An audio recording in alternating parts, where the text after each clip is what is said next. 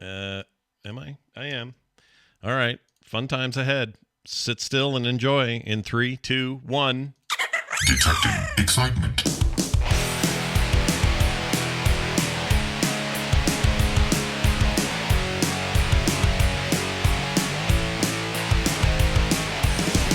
Hello and welcome to Core, the video game podcast that talks about everything from Phil Spencer's shirt all the way down to why John shot Darth Vader in Fortnite. All of it in between. Think of that sandwich. Look at the bread I just described. That's a lot of meat in there. Just tons of stuff in bread? between. What bread indeed. Yeah. Anyway, we're back, and it's good to be back. It's Thursday, October 27th, 2022. I am Scott Johnson with Bo Schwartz and John Jagger.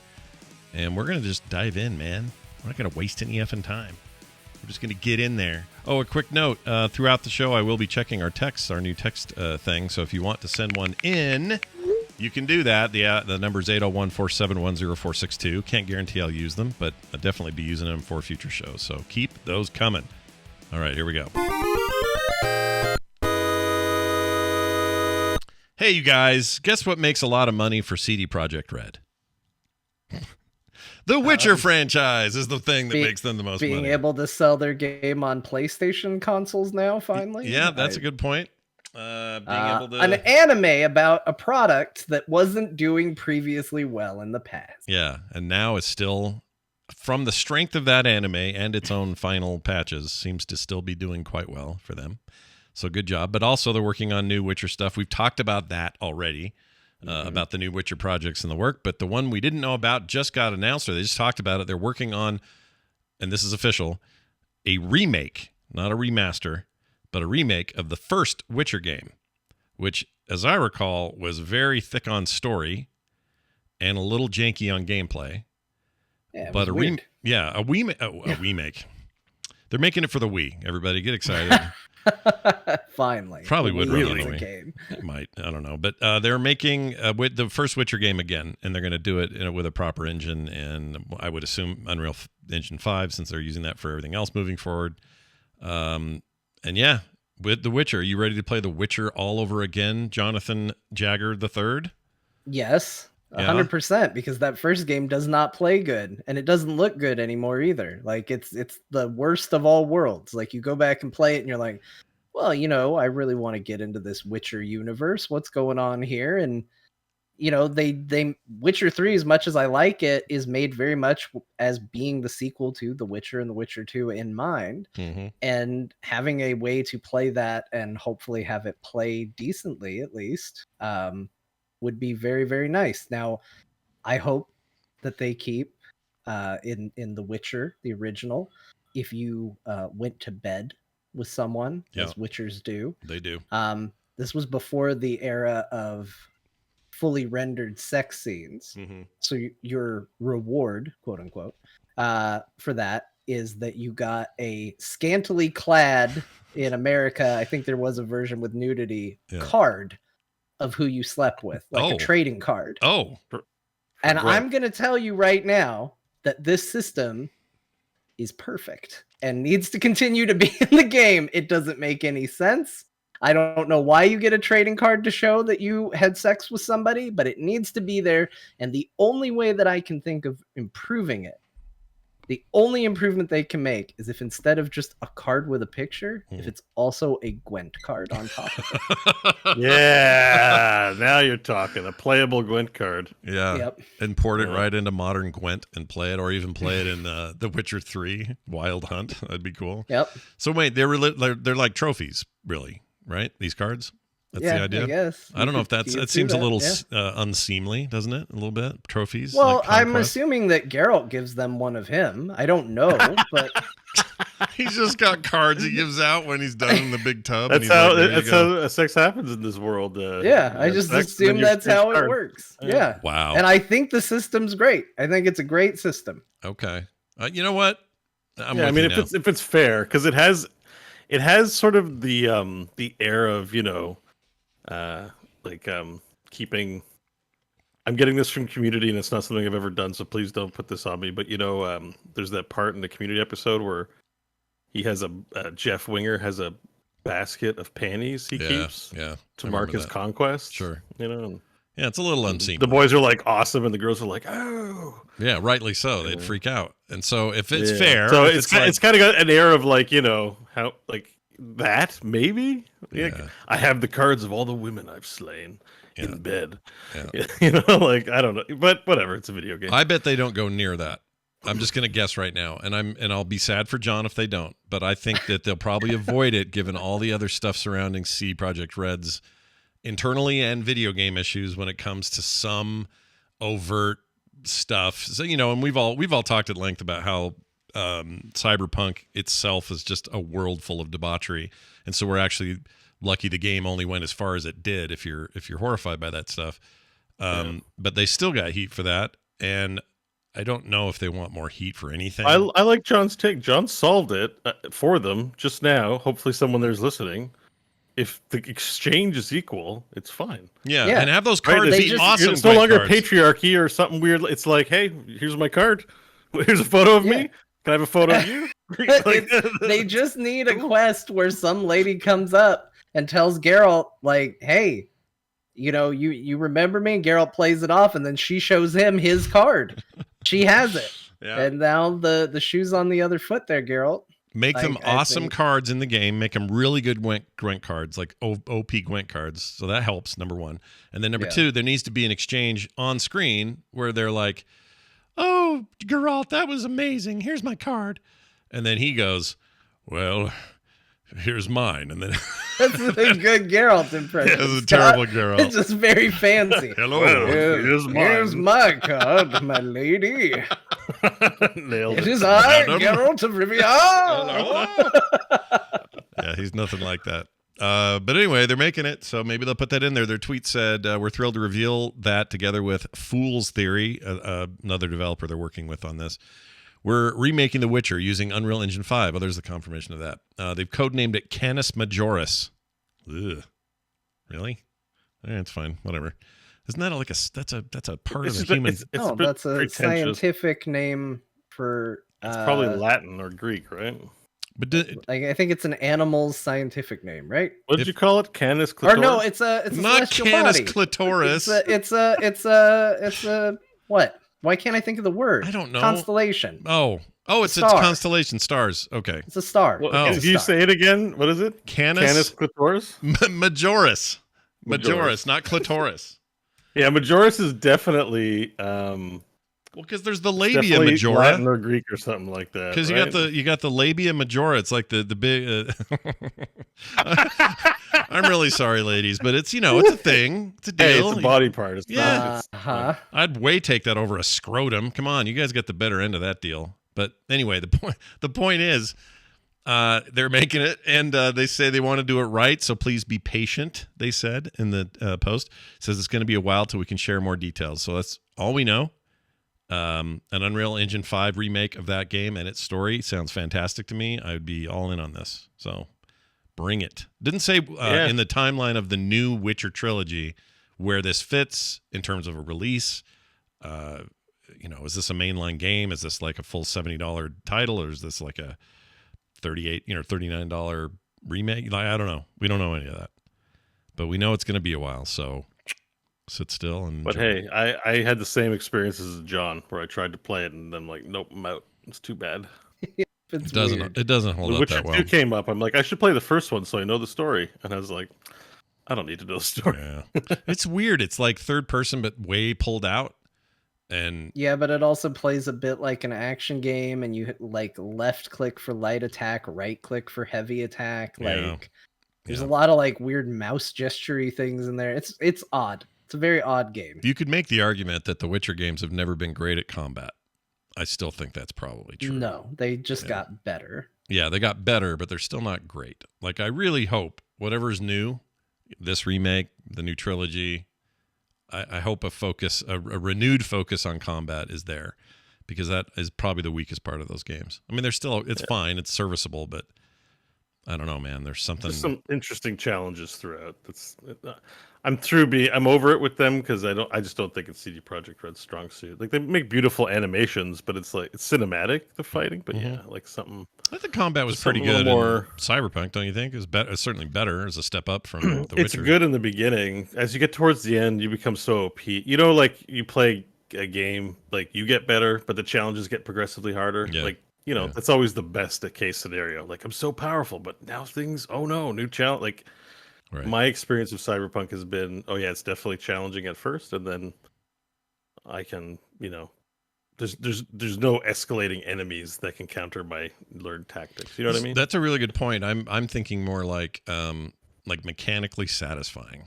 Even if I'm OP, I'm okay with that as long as it still feels good to do what you're doing. And in The Witcher, even 3, it just felt clumsy. The combat. The Arkham Knight series really solved it with one simple thing: dodge and counter. Like, otherwise it's just a beat 'em up where you press the beat 'em up buttons and there you go. But the dodge and counter made it like, oh, I got to pay attention. Some of them like would fake out as the enemies got tougher. You still had to you still had to use the mechanics, and it just felt like my experience in Cyberpunk and as well as with Witcher was just once you got the really powerful stuff, you kind of just mowed everyone down or owned it. And I agree. I think the Arkham stuff is literally a game changer.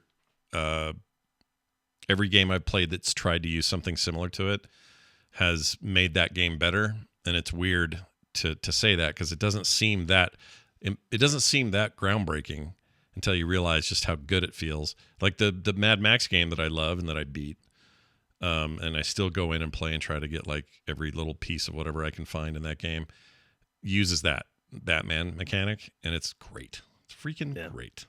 I hear people complain about it now because it's been in so many games, but I don't understand the complaint because I still think it's a better alternative to most games. I don't think it belongs in every game. I think it would be weird if we were doing the exact same style, like flip over their back business in God of War, because that's not really how Kratos should fight. So I don't think it applies one-to-one, but I think in games where it makes sense, and especially for like an agile, skilled fighter like Geralt or a Witcher in general, because I don't think we're going to be Geralt in the new one. Right. I think it makes sense to use that kind of fighting style and system, and I still think it's fun. I think that most people who try to come up with something new and different, it works less, it turns out poorly more often than it works. Imagine taking some inspiration from like Elden Ring, because that's a medieval combat kind of game. You know what I mean? Like even if when you level up, you never, you gotta block or whatever mechanics you have because it's an RPG. It varies, but you have tactics you gotta follow, and it's challenging. I wonder in like the game zeitgeist though, if you came out and announced, hey, our combat system in The Witcher 4 or whatever they're going to call it, plays like a Souls-like, if that would cause a huge rift with existing fans. And some people would say, yeah, finally not for babies. And then the people who don't have good skills but like video games would complain that they're being cast aside. I don't think part of these filmic, dramatic, narrative experiences is that like a lot of people can access it, and it's probably part of the reason why CD Projekt Red games are accessible to a lot of people who don't have deep skills. Like my sister, for example, plays video games but doesn't have the deep skill set, doesn't want it, doesn't need it. Yeah.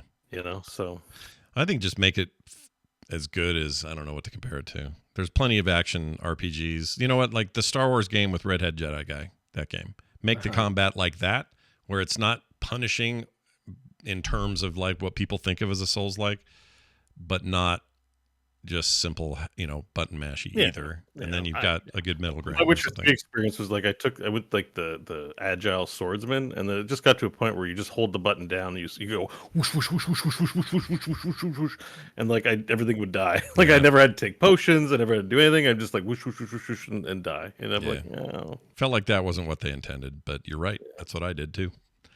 Anyway, new games, they're coming, and we'll see what they do. I hope they keep it third person. I think looking at Geralt or whoever the new Witcher protagonist will be, I want to see them, and I want to see their gear.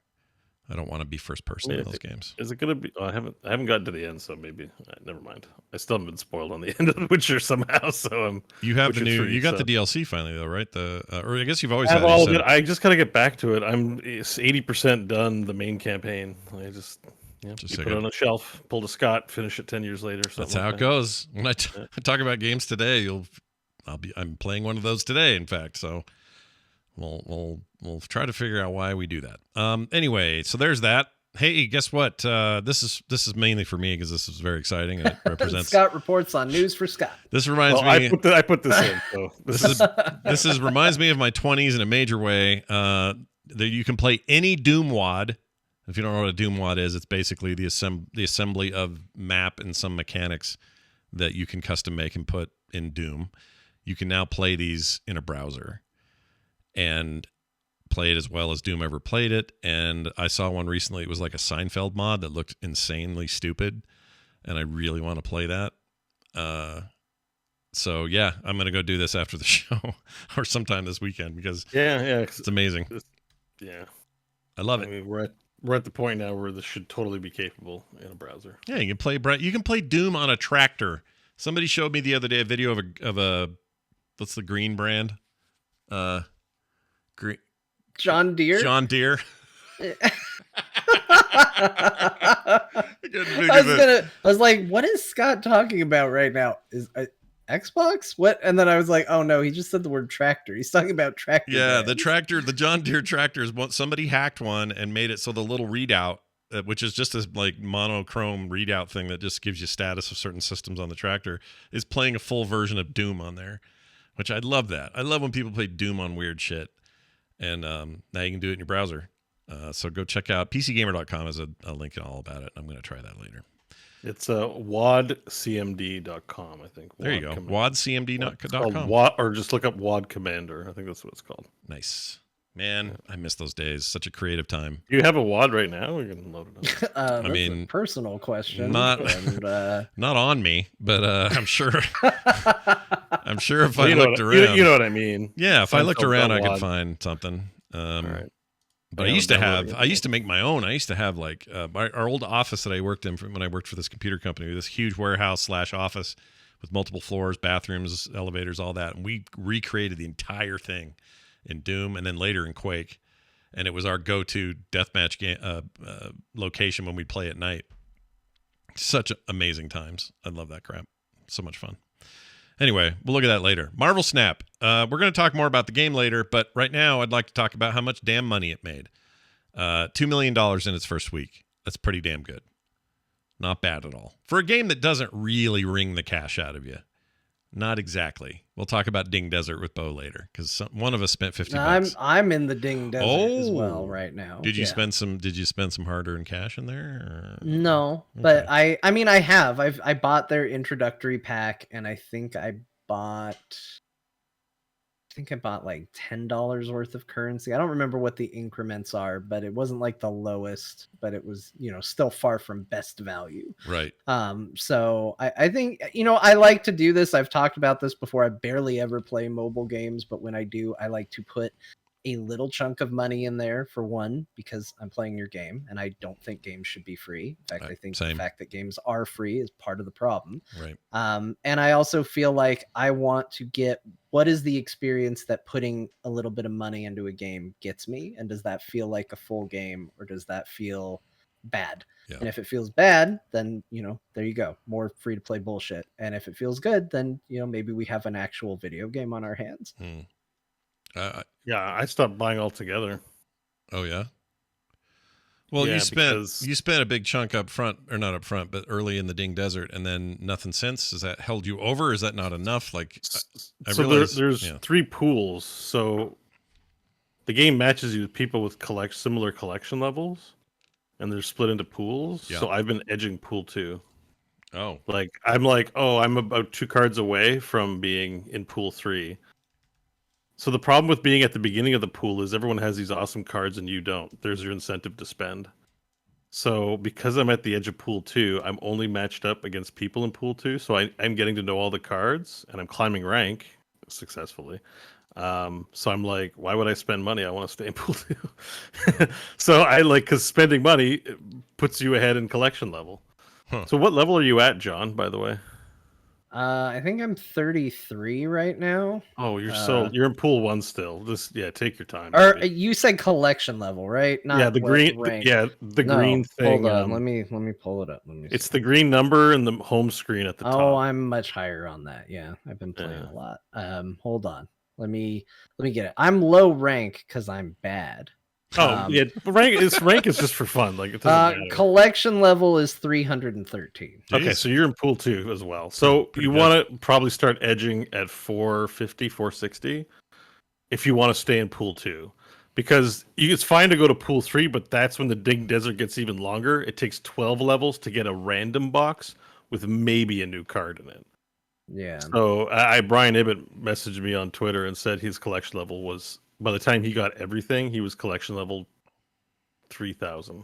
Yeah. Oh my gosh. Yeah. Yeah. He's been playing since day one of the beta, and I know he spent money and played a ton. And he's been playing for a while, and I think over time it's all earnable for free. I don't know if this is a Bo plays it for 5 weeks and then is done with it kind of thing, or if I'm going to be playing it for years to come. MCU's not going anywhere. Anytime a new movie comes out, seems like a good reason to crack open Snap. But that's why I decided to stop spending, because I'm like, my money's not going to get me very far quickly. This is not a good plan. Yeah. Season pass is good. Buy Captain America. Spend a small amount. Second guess credits. I'm up to like 3,000 credits because I'm intentionally not spending, and that's coming from freemium, not from pay at this point. So, hey, Wayne, is Captain America rare or something? Because I got him early. He's all 3D'd out for me. There was a new, there's the best value bundle when you first play any freemium game that's like $4. That they just want. Their research shows that if they're able to sell you on something for a cheap amount, like your initial purchase of like 99 cents in Diablo Immortal, you are X amount more likely to continue spending. So when they analyze their data of customers, all the people who made that first purchase, they're like, these are potential whales, right? Because some people are the people who are like, I'll never drop a dime. Like, who cares about those guys? So that's one way they can identify, like, and just know that they'll make a habitual customer out of you. Yeah, that's the but trick. They are good value, so I'm okay with. Are you used to this yet? Come on now, get with it that here. Song has to change. Ben Brode, if you're listening, I've moved on. Last week I said I miss it if it's not there. I've moved on to no, it's just muted. You just turn it off? Yeah, I don't like it anymore. Well, aren't you glad they even let you do that? I'm glad they let you go in and have your choice there, you know? What I need is a card that gets rid of Cosmo. That's what I need. That dog pisses me off. Oh, yeah, I've Cosmo's never a been dog. more mad about the existence of an animal than friggin' Cosmo. He's gonna go away soon, though. It's just because of the featured locations. Oh, is that the deal? Yeah. So, we can talk about the meta in the actual gameplay section. We'll just stick to the money, maybe. But just know that it's a meta thing right now. All right. Countering the popular strategy. It's one way to do it. Well, rock out with your socks out, everybody. Felt good. Oh, yeah. Listen to that. Come on now, let that into your heart and your soul. No, I had this stuck in my head. Like, I hated that it was stuck. I told you this yesterday. I hated that it was stuck in my head, but it was stuck in my head like all day. Yeah, see? I dreamed about Snap. I playing it so much, and I woke up and I went, I gotta stop playing this game. It was an awful dream. I love it. All right, well, there's that. They're making a bunch of money, and there's the stories and event stuff is pretty cool. We'll talk about this game more in depth later in the show, but success for them. They've done well, and I think that was good. Also, I can't reiterate this enough. I think I'm happy to see a game that's not egregious and stuff with its monetization plan do well. Because it's not I'm not saying it's perfect, but they are by far the least offender of late when it comes to big high profile releases on mobile. Compared to a lot of stuff, it is not bad at all. Their prices are insane. If you do decide to be a buy-in, it's kind of shocking what the amount they charge is for stuff. Yeah. Like you look at Yeah. like, okay, it's 700 gold to get this variation of this card, and you look at what that equates to in dollars, and you're like, good lord, the most expensive JPEGs on the planet. But that said, being high priced is one thing. Aggressively going after people's money and making it, difficult is a different thing. Yeah, so I agree. Yeah. I'm happy. Yeah, about that. I would agree that it is better, but I still wouldn't. I like the game, so I'm being more forgiving of it than I should. It is expensive, and it doesn't tell you important things. Like I sort of feel suckered because I didn't carefully examine the collection ladder. You could say it's my fault, but it takes nothing to put a tooltip up and say like collection level right now is you get a card every 2 levels, but soon it'll be 4 levels and eventually be 12 levels and eventually it'll be 12 levels and random. That's like important when you're deciding like, oh, should I buy some credits? It's good to know, be clear on what you're buying and not be like, well, you better do your homework or we've tricked you and that's on you. Thank you for your money. So I don't know. That's just my opinion is that it's still not good. But I get you. The nice thing is I feel like it's the most optional feeling of all the freemium. That's what I'm saying. Like you're not you compare this to Diablo Immortals, launch and plan and all that. This is far less. We got some questions coming up in the chat room too. The breakpoints for pools. Just go to SnapFan, Marvel Snap Zone, something like that. I don't know them all off the top of my head, but Marvel Snap Zone, SnapFan, and I think there's another site like Snap.io or Marvel Snap.io.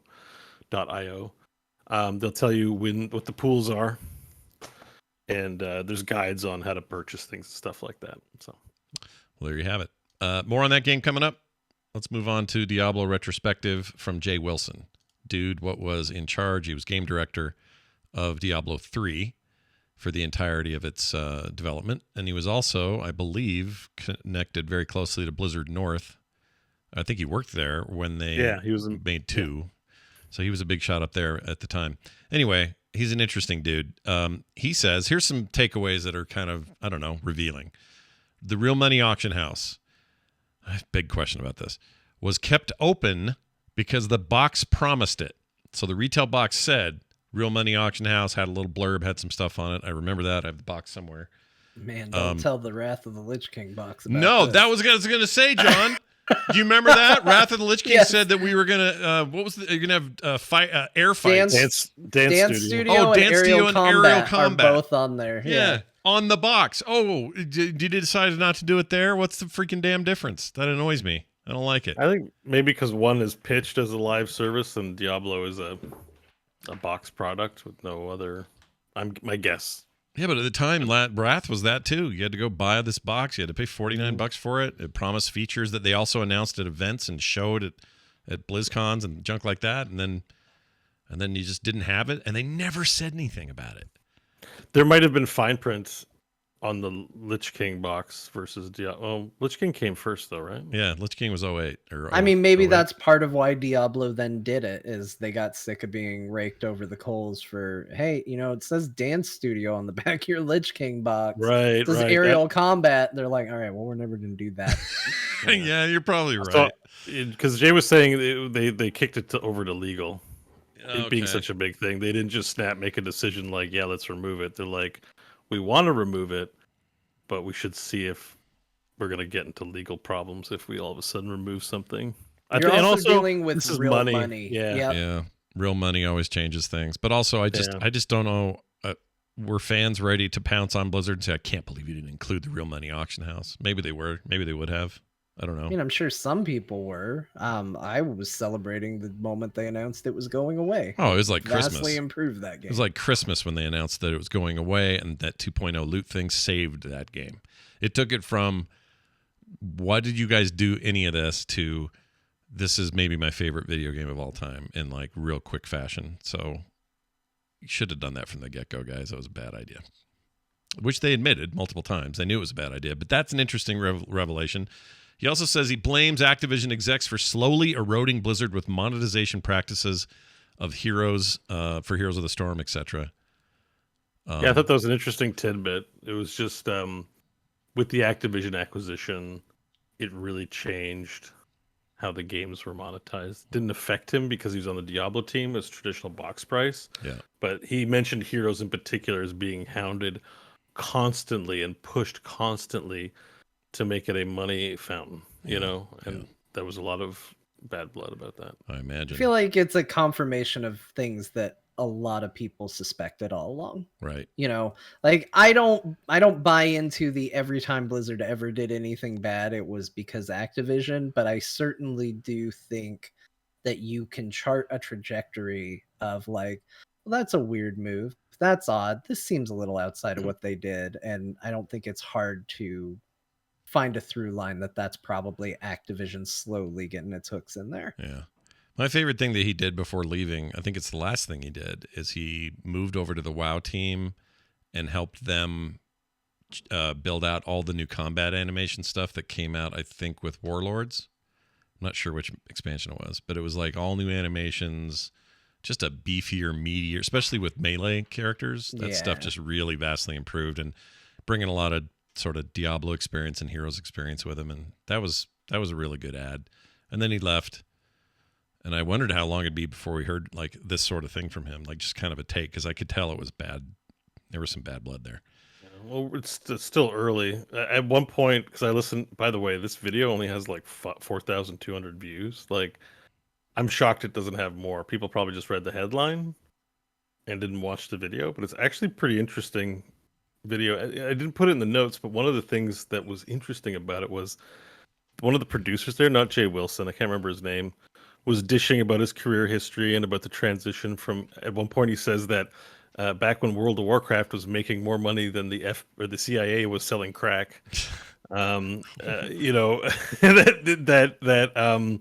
he you know, there was definitely like good people to work with and not so good people to work with, what he said. And then he started to go in, and then one of them's like, you sure you want to talk about this stuff? And I was like, well, yeah, I mean, it's been 17 years. Like, we should be able to talk about it. And the other guy's like, well, it's your dime.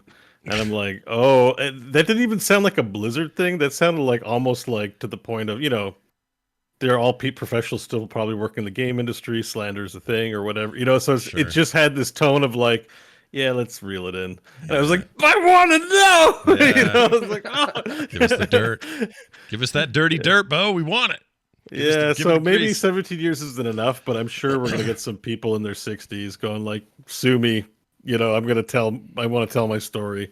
Yeah. You know, so maybe not quite yet, but I think Jay Wilson's one of those guys who's like, you know what, whatever. I'll just say what I'm going to say. So you'll get more out of him in the coming years, probably. Probably do a good book. He also said the panel overall talked about how the overtime was expected at the company. This is interesting insight. Mike Morheim had a, quote, Japanese corporate culture feel to things. You know, salary man, drink with the boys after work, that sort of thing. Yeah, compared to like Blizzard North, because when they folded Blizzard North and brought them in, it was like just a different culture. They worked. The expectation was to work all the time. Yeah, you know, to work overtime, to hang out with the people you work with, etc. Yeah, just live there basically. And the next comment is what. Well, it said here, Jay Wilson was worried he wouldn't get the job because he didn't work overtime and thought that it reflected good management. Damn, dude. Right? I'm like, yeah, that's what I think. You know, it's just like, you know, good management skills or whatever. I mean, I'm not going to call Morheim a tyrant, but I do think he had an ethic that perhaps clashed with quality of life. Well, it's not hard to see. Like, I remember thinking that when I was there, because when I got the tour of it, they show you all these things that are like not related to what would be doing your day-to-day job, right? Like, here's our library, and here's where we play Dungeons and Dragons, and here's where we can watch these events while this is going on, and here's a place to do this and do this. And I went, I want to go home at the end of the day.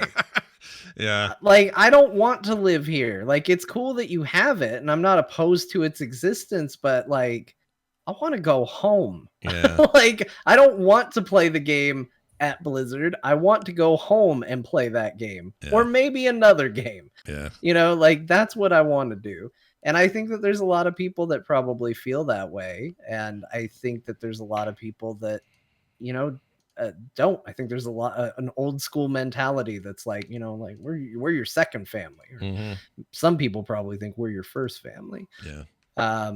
But yeah, I'm kind of with Jay Wilson. Like, let me go home.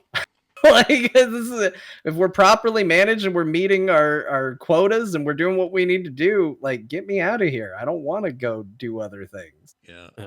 By the way, it's the Scott's showing video now. That guy on the right with the glasses. Did you see when he turns his head? He's got the tiny little ponytail. I love that. It's cute. Look at that. Yeah, I love that. Like he's got like. It's like, all he can muster. That's a style. That's not just I'm doing this today. This is every day. Like his hair's tied. And if I lose hair, I'm like, you know what? I'm gonna be that guy. Yeah. I'm gonna have if it all goes away, I think I'm still having that. I think I'm still gonna do that. Do it, man. Do it. Indiana Jones holding on to the edge of the cliff by a root. It's a Jedi Padawan. Like that's a Anakin. The little Anakin special. Yeah, that root will kind of pull out a little bit though, like he's really gonna fall. Like that's a scene that sticks with you. So be like Indiana Jones. I loved that. But the one other thing I want to comment. Sorry, I didn't put on the notes here, but oh no, I forgot. Shit. You don't remember what it was? I can't remember. It was just something else that they had said that was interesting that I meant to write down because I wrote some of it down. Then I finished listening to it. It's a really good listen. I recommend it, even if there isn't that much juicy details in it. They're dynamic the way they speak. It just really gives you a feel for like. It's like one of the most insidery kind of looks without actually saying things. I found the conversation. It was. I know him and Chris praise a lot of stuff too. But, him and Chris were buddies, and there's probably tons of shared story that we're never going to hear. I would love to hear. I want a tell-all book out of Blizzard, and I don't want it for all the sensational reasons that people want it. I just want to know, like what is the back end of everything we saw as consumers of their games.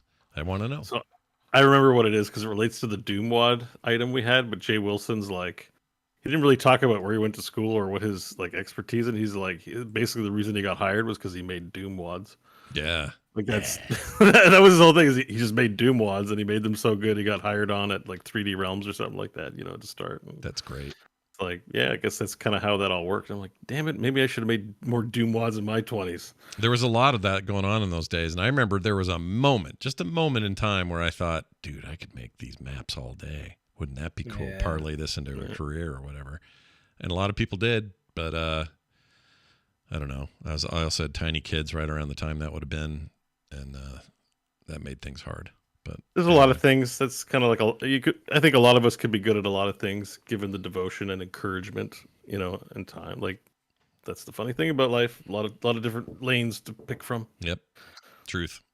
All right, let's move on to Batman Arkham. We talked about the Batman games a second ago. Well, the founders are leaving Rocksteady, the makers of the Batman Arkham series, and also the upcoming Suicide Squad Kill the Justice League game, which I have high hopes for. I'm very excited about that game. But they're leaving, and they claim it's for a new adventure in gaming, which it sounds like everybody. A mobile game. Yeah, a mobile game. A mobile adventure. I mean, it wouldn't throw me completely to hear that that's maybe what they're doing. But anyway, they are Sefton Hill and Jamie Walker are their names. They leave at the end of this year, and they're going to start something new. That company's owned by WB Games, so it's will continue and will make games, and it's like Blizzard, I read this as we don't want to make Batman games anymore. Yeah. Which is fine. They've put in their time. They've released how many? It's how many have they done? Mainline they've done. Let's see, Arkham Asylum, then Arkham City, then they skipped with Origins. That was the other team that just did Knights that just came out, and then they came back with Arkham Knight. Arkham Knight. And then that's it. And then this one. Yeah, and now this one. But they're massive. Like, they are massive games. You could argue, you know what? I'll argue it. Those guys single-handedly made superhero games huge again. Yeah. I think so. Yeah, they changed things. Yeah. Although I will say this, here's my controversial hot take. Go. I think the Arkham games are a downward sloping quality. Oh, I'm going to disagree hard. I mean, I really like all of them, but I think first of all, I think Knights or Gotham, whatever the hell it is, Batman Knight, Arkham Knight. Arkham Knight, yeah. I want to say Knights, but it's Night, right? That's because Gotham Knights just came out. That's why. That game's doesn't get as nearly as much love as it deserves. It still looks insane. It's an amazing game still. That's a great game. I'm far more forgiving of that game than most people. I don't think it's bad. I just think that Arkham Asylum is the best one they made. I think Asylum is special. City is a fine. You know what? Asylum is pretty freaking rad. It's contained. It's genuinely scary at moments. It made you feel more connected to the space. Like City had cool ideas, but like you never really got a feel for the city, and you were flying around with detective vision on half the time, so you never really got a good chance to really look at it and appreciate it. Yeah. Like I would argue Arkham Knight actually did more for gaining an appreciation for how Gotham City looked than Arkham City did. But I would probably be about I'd probably have a debate as to what's better between Knight and City, because I do really actually like Knight. Mm-hmm. But I think Asylum is easily the best one of all of them. It's very good. Yeah. I think it's because Asylum is a Metroidvania. Yeah. And the other two are open world games. That's a good point. Like they look the same, but the level design, one is like you need this item to progress, and like a whole bunch of that and secrets. So first one's a Metroidvania. The thing, I don't like open world games. That's why Asylum's my favorite, because City's like, I appreciate your Batman, you got to fly around, but it's like it's a little too ridiculous, and it just felt like time. Well, that's why I like Knight more than City, because I felt like Knight tried to bring back the Metroidvania part in the mission. So you would have open world, but then when you do a mission, you'd go into a building or a space, and it became very Metroidvania in there for a time. I didn't stick with it long enough. I played on Game Pass for maybe a few hours. I can't really judge. And I like the car a lot.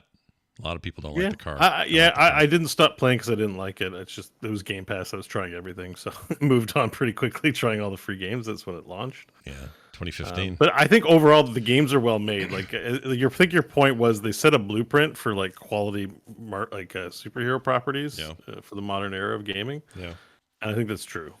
Yeah, I mean, even these amazing Spider-Man games, they owe something to that. They use a lot of the same combat technique about the parry and dodge, and like they're amazing. But I don't know that they exist without the shadow of this. It's so good. So yeah, congrats to them, I guess. Whatever they got going next, I hope it's good for them. They both look healthy. So they survived. Yeah, they did it. They made Good job, through. Guys. They got a lot of money. They can do cool stuff. So go for it. All right. Oh, we have to laugh about typing GGEZ in Overwatch 2. What is this? Okay, so the articles this week were about how there's a custom game in Overwatch 2 called Sexual Harassment Simulator, which we don't need to talk about. It's been in there for years. It's not a good thing, but any public, people are always doing dumb shit. It's just news because it's Blizzard, and yes, obviously it's reflects very bad on the company, who's very sensitive about sexual assault and misogyny, discrimination issues, all that kind of stuff, right? Yeah. But I didn't really want to. I saw the article. I didn't want to get into that, but I did want to get into the GG thing, because I thought there's like a dystopian Big Brother aspect to it, but it's also awesome. So if you type, John, because you haven't been playing Overwatch, if you type in GG, it'll replace the text with, I've been depressed lately, but I'm glad to be playing the game. Like, it'll replace your text completely with something that makes you sound like a total wuss.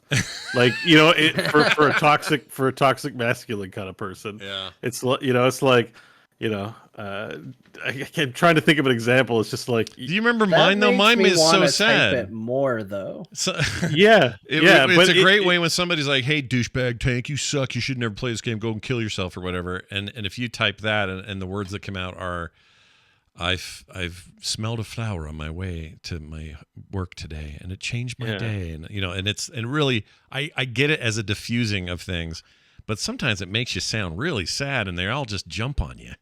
Like like so that's the thing, is it comes from a wide pool of text results, so it isn't just like the same sentence over and over again. So it's hard to tell if it's genuine or not.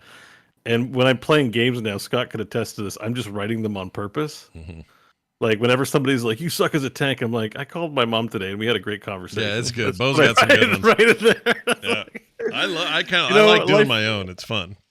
Yeah, we've been making up our own, and I don't know. It's like I get that you could next level toxic it, but they're actually so well written that some of them they're deflating. Like they're successfully deflating. Yeah. I don't know. I think it works pretty well for what it's intended to do. But I end up turning so much stuff off. I don't do voice chat in game at all. I'll Discord with Bo when we play, or whoever I'm playing with. But I won't do it in game with randos. And I definitely will turn off if it gets real chatty, garbagey in there. I'll turn that off and just play. It's always been true. But it's better than censors. Omega 9 says it's like Steam replacing bad words with hearts. It's like next level. Like when you're just like, guys, I'm feeling down on myself. It's like it's like there's something it just sucks the air out of the whole thing. And yeah, I mean, I don't know if they're gonna go even harder on replacing stuff like that. Because there's a part of me that's like freedom of speech. Yeah, like why are you limiting my speech? But they're not though. You're just no, they're not. This is this hard thing about online. If I go to Starbucks and be like, poo in my face, and they'd be like, "Get out, sir." Like it's. But my free speech is like, we don't want you telling people you like asking people to poo on your face in our store. Like it's their right to eject you from the place. So yeah. I feel like that's kind of a weird way of going about. I mean, you could say, Bo could say, he could go into a group and say, "This tank is a piece of shit," or he could say, "I had a great talk with my mom today." Yeah. Either way, it didn't take away your right to say either of those two things, and nobody's going to let you be really bad in there and like make personal threats or whatever, because then that's not free speech. That's crimes in progress. It depends, but the laws is it depends on which country. Well, no one's being criminally punished. You're just being no one likes to be controlled, especially I know more for Americans. You guys are founded on freedom and you value it highly. Yeah. But anyways, it's just notable because I don't think I've heard of that or seen that in any game in practice. And it's just. But keep in mind, incredible. It's a thing you optionally type GGEZ and it says a thing. It isn't them saying, "Oh, you said a thing. We're going to replace what you said with this because we don't like what you." That's not what's happening. They're not taking away anything you say. And if you get in trouble for saying something real shitty, well, that's on you, folks at home. I just wonder if they're going to double down more, like because they're using AI to figure things out. So. If an AI is smart enough to tell when you're being toxic and understand the context, every time you say something shitty, you inadvertently say something lovely, nice, and self-deprecating, and it's like, yeah. I especially like that burp just now. That was good. I enjoyed that. Sorry. No, I liked it. It made me think. Big spoon. Shine the light right on it. Big spoon, cereal, boom. You're there. A ladle, really, more than a spoon. Ladle. I'm sorry, soup ladle. Yeah, look at that thing. I love that thing. All right, moving on. Phil Spencer, not impressed with the metaverse. He doesn't like it. He doesn't think we're getting there. He doesn't think what's happening right now is actually adding to much. Well, he doesn't. He didn't. No, he didn't say that. Here's what he says. He doesn't like it. He says he doesn't like it. It looks like a bad video game. Yes. And that we're not there yet. Yeah, which is the same thing Bo has said about it. And I agree. I agree 100%. He says that he criticizes the current version, whatever that means, of the metaverse as it exists today, saying this is not going to do it. I agree with him. It's not. Huh. They're baby steps. Right? Yeah, the tweet, Tom Warren has quoted him as saying, "Today it's a poorly built video game." Wait, did you just read this? Did I what? Did you just read this? Am I reading it again? No, go ahead. Read that part. Read it again. Building You're reading the actual tweet instead of paraphrasing. So building a metaverse that's like a living room is not how I want to spend my time. What I see in the metaverse world is that we're at the early stage. This will fall. I think poorly built video game is where you get like, well, that's like pretty extreme for a corporate CEO to be throwing bombs at another corporate CEO. Yeah, but he's not wrong. There's nothing about anything. No, he's not wrong. He's not wrong. But they hedge their bets. They try to be as positive and constructive as possible, even in the face of like horrific crimes. Sometimes, like it's. Mm-hmm. I think it's pretty. It's typical Spencer honesty, of course. Yeah, and I like that. Or but that wholesomeness that he sort of has. But And he's not taking shots at games. He's not saying, "Hey, Half-Life Alyx is garbage, poorly built." No, he's not saying saying Horizon Worlds is a poorly built video game. Yeah, like that. Like Metaverse is, I think Facebook's. I think it's Horizon Worlds is what it's called. Yeah, that's their version of whatever they. I read this as referring to that. In particular. Yeah, and not VR chat, for example. He even companies works. It was I was trying to see if they said something about the first real credible metaverse is probably Fortnite.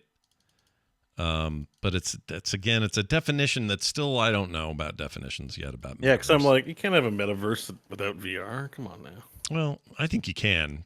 But I think it's probably one of those dumb arguments that I'm initiating. Like it's just like it's. Well, that's the problem. Nobody knows what metaverse. Exactly. It's a word. Exactly. You just said it. That's exactly in my head. It's like it's VR mandatory, but not everyone thinks that. No, but Zuckerberg does. You and he are right on the same page there. Yeah, but I don't. You can go hang out with Zuckerberg. Yeah, wouldn't you want that? No. What I'm saying is it's a dumb argument. I'm not with Zuckerberg. I'm not going with that. Like, no, get me away. I don't know why, but I just have this irrational need to distance myself from Mark Zuckerberg. Thanks. A lot of us do. That'll Bro doesn't give a zuck. Yeah. Well, this is interesting. We'll stay in Microsoft territory for a second because they say they may have to raise prices, according to Phil Spencer again, but not before the holidays. So Sony adjusted prices upward. Games have been adjusting prices upward, and didn't Nintendo? I can't remember. Can't remember if Nintendo did anything, but the Meta Quest 2 got bumped $100. It seems like everything in this space is getting a price increase, and they have notably been a little bit quiet on that front, but have said they may have to, but not before this year is up. So that's good, right? Yeah, it's nice. It's nice to be able to say to people like, "Hey, holidays, we're going to be sticking through. Here's what to expect." Yeah. The other little side note is that Game Pass is finally turning a profit. We've hit that point, folks. Yeah. It's making money, which probably means it's not making a ton of money yet, but well, it's apparently dealing in the billions, but it's that kind of tells you what kind of money they're throwing. Yeah, they're and the fact that they're profitable already is actually kind of impressive for how quickly they got there, because everyone knew that was a lost leader thing for a long time. Yeah, like what I hope doesn't happen is I think Game Pass, the fact that it's finally making money actually bodes well for it staying kind of where it is and not increasing for the services. But I could see hardware going up. Everybody's kind of had to deal with that. PlayStation 5 got raised in a lot of regions, not here yet, but in a lot of places around the world, it's all blamed, and rightly so in a lot of cases, to chip shortages, inflation, consoles, cars, other machines, just more expensive. Silicon, manufacturing got slowed way down. It's all kind of catching up, but prices are up. There's a lot of greed too. Some greed, Mm-hmm. In fact, I think 90% of inflation is greed. But that's a different topic for probably a different show. Anyway, Game Pass, as you said, is already profitable, accounting for about 15% of total Xbox revenue. And, they could raise that price maybe, but the manufacturing price on the consoles has gone up, so they have to probably respond. So we'll see. They're having a good time right now, though, so I don't feel like they're in the rush that everyone else might be in. And they've got a lot of stuff in the pipeline, so we're probably going to be okay for a while. So I guess what I'm saying is get your Series X now. Okay, get that now. Yeah, get it if you're interested. Or lock into. It's funny with the value proposition. The number of people who have maybe get a console that I've tried to pitch this to. Well, a lot of people not interested in it. Yeah. Like I'm sure Microsoft's fine and they're doing all the numbers, but it's just also shocking how people will still prefer Switch and PlayStation. Not shocking, but Well, it's not the absolute slam dunk. Sometimes I think it is. I guess what I'm trying to say. Sure. It's like sure. They're doing really well. For a ton of games. They're certainly cutting into it, and they're certainly doing things that make Sony publicly nervous. They keep saying things that make that pretty clear. But yeah, I mean, it's still competition. It's still it's still really cool to have a PlayStation. I wonder if this is a long term strategy or not. I wonder. When we have these conversations now, I'm like, is Game Pass a thing in 5 years, in 10 years? Is it like good now, but does it have a expiration date? And I think that's where the VR question comes in. VR seems like it's on the precipice of being something everyone could digest, but there's still a lot of resistance. So it's like, which way do you, if you're investing in the future of console gaming, what are you doing? Like everything's kind of plateaued. Your graphics cards are pretty close to current gen PC offerings. Like what's the path ahead? Yeah, the path ahead maybe. I think Microsoft. That's the big difference between Sony and Microsoft. Microsoft has money to wait and see, or to build out and hope for the best and lose money. Sony doesn't have the same pockets. They're not as deep. So, but they are good in the I don't know what their relationships or business are, but they make TVs and stuff, right? So I think that's where the VR headset makes sense, because sure, they can use their manufacturing of that expertise to make that, and then like make that an enticement. Like to your point, like they have to add a novelty product onto the Xbox to the PlayStation, right? Where Xbox is like, Xbox is good enough as it is, like no Kinect this go around, I guess. Yeah, please. No more Kinect, please. Unless it's amazing, then maybe I'll take one. But so far, Kinect is dumb. I like that you slam that door shut only to immediately reopen it again. Unless it's cool. No more Kinect ever. Unless it's good. Unless it's good. Well, that's like anything. I don't want it unless it's good. How about that? If it's good, I want it. If it's not, forget it. Disco Elysium. This is our final story of the day before we take our break. The author, Robert Kurvitz, his company filed lawsuits against ZAUM, which is the parent company who I guess made the game. Are they the devs? Okay, hang on. I can untangle this, please, because it's confusing as hell. I think I'm not 100% sure of everything I'm saying, guys. If you're part of the pre-show, they might get some stuff wrong. Let's just establish that, all right? Yeah. I believe Kurvitz, the fictional world that this takes place in, wrote a book prior to a game ever getting made. Correct. Then some artists got together, called their collective the ZAUM Collective. Then there was a notion to make a video game, and the company making the video game was ZAUM. Yeah. As well. Then they had they had investors who took over proprietary shares. It's another company, Telomere maybe, or something like that is the name. Yeah. Yeah.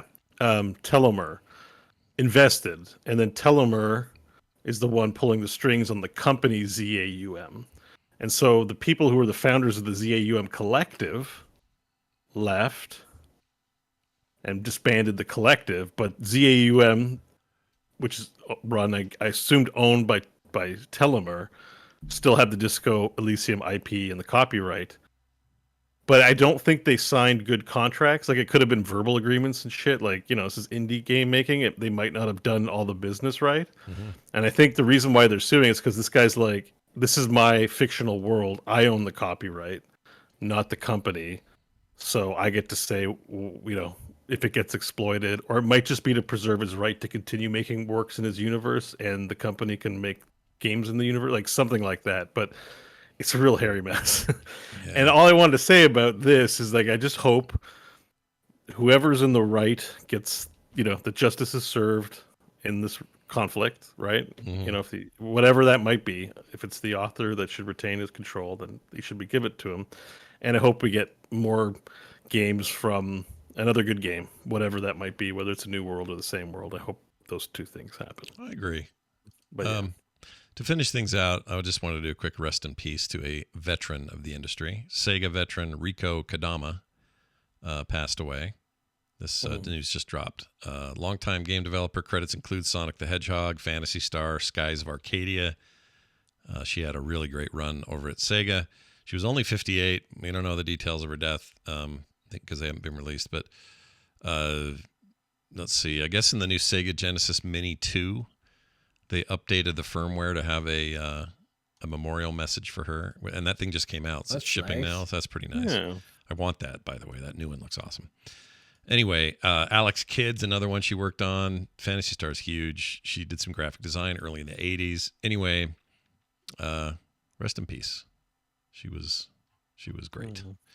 All right, we're going to take a break. When we come back, Dear Martha, we got a magazine review for you, folks. Yes, that's right. So stick around for that and some news in that regard. I'm going to send some cool stuff to patrons soon, and we'll detail that in a minute.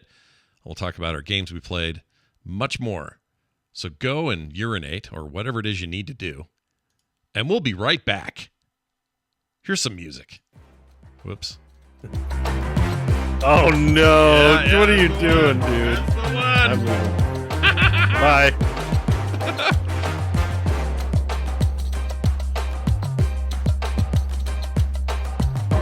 Means I took a shit. Yeah. No, I know Yeah. what you mean. It's a code for pooing. It's co for poo. I mean, I've talked about it enough. I think, frankly, it would be weird at this point if I was like shy all of a sudden about. Yeah, why would you? You never would be. But you know, it's polite of you to ask, I guess. So thank you. All right. Well, glad to do it. We're back, everybody. Thanks for hanging in there. It is time for us to do a little Dear Martha. Yeah, that's right.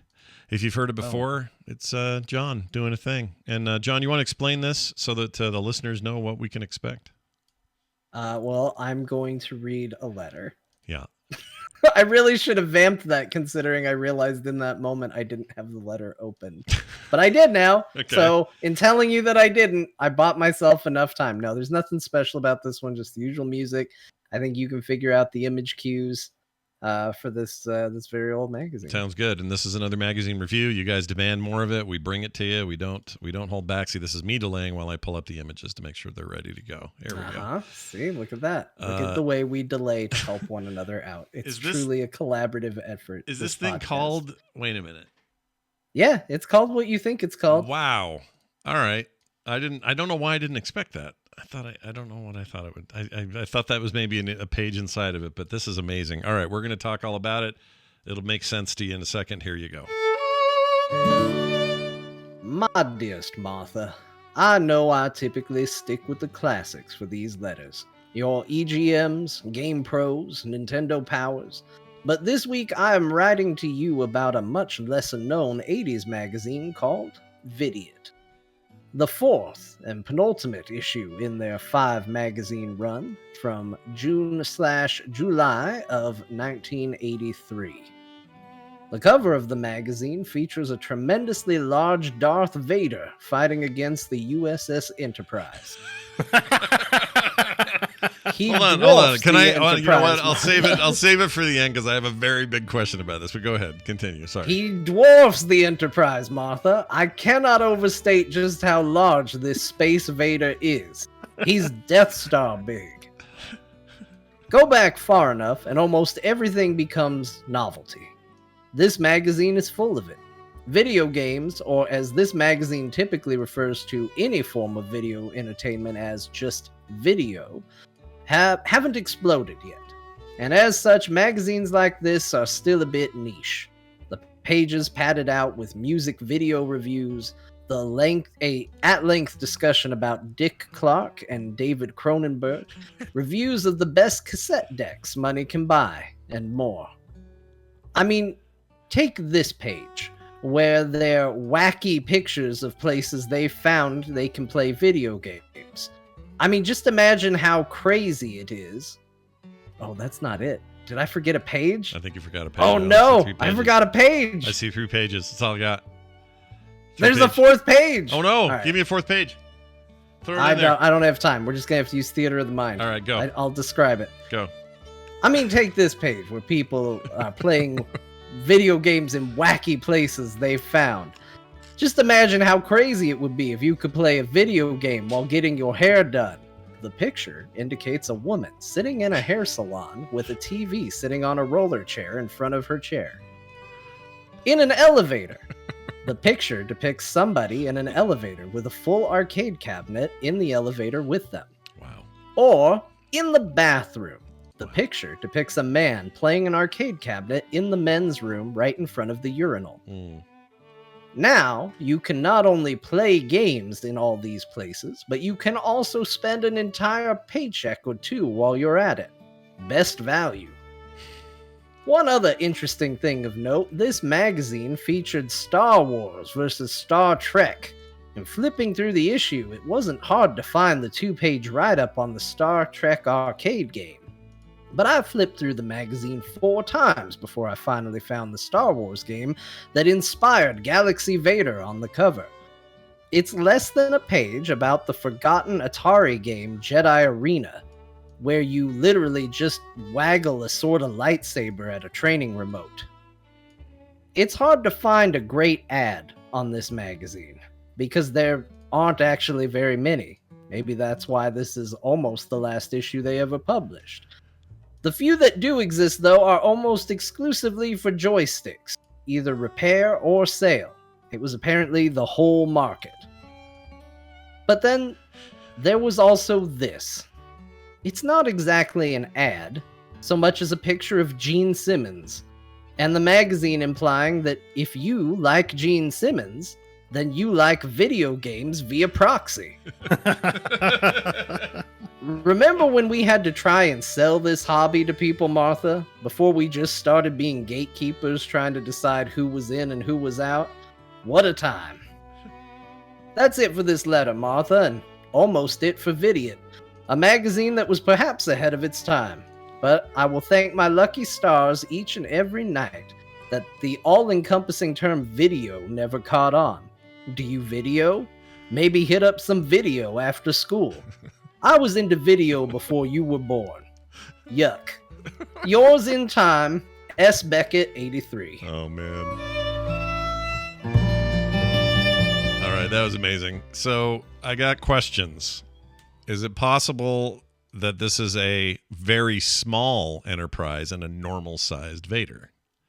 Do you know what I'm saying? Oh, look at you. You're twisting it. Yeah, they shrunk the He's Enterprise getting attacked by a tiny little model. Yeah. It's coming at him. It's hard to Surprised tell. on the Death Star. Yeah.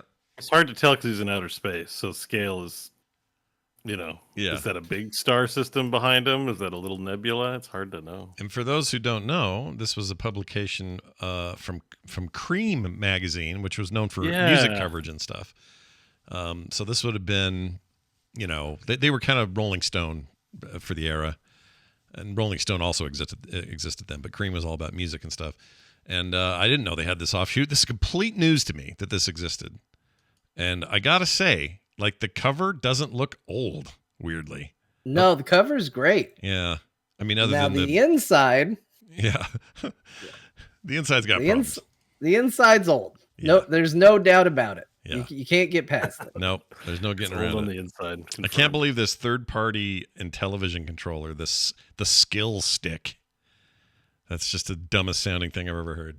All right. I'm trying real quick to save the picture just because I do think people should see it. I described it, but I do think people should at least get to see the novelty. They were asking for pictures of, hey, can you send in pictures of you playing video games in unorthodox places? How wild would that be?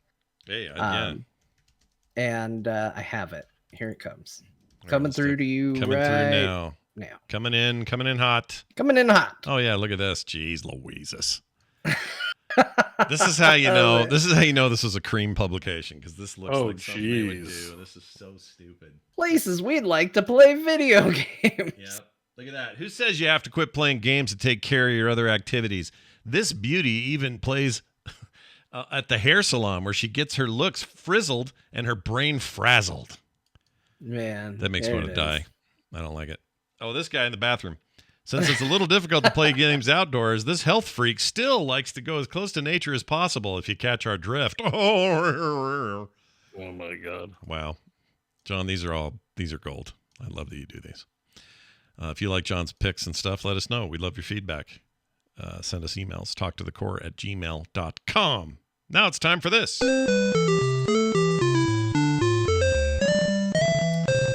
Games we played this week. Yeah, that's right. I wanted to just mention, we don't have a lot to say except we've been playing a bunch of games, but Overwatch 2 continued to be a great attraction for me this week.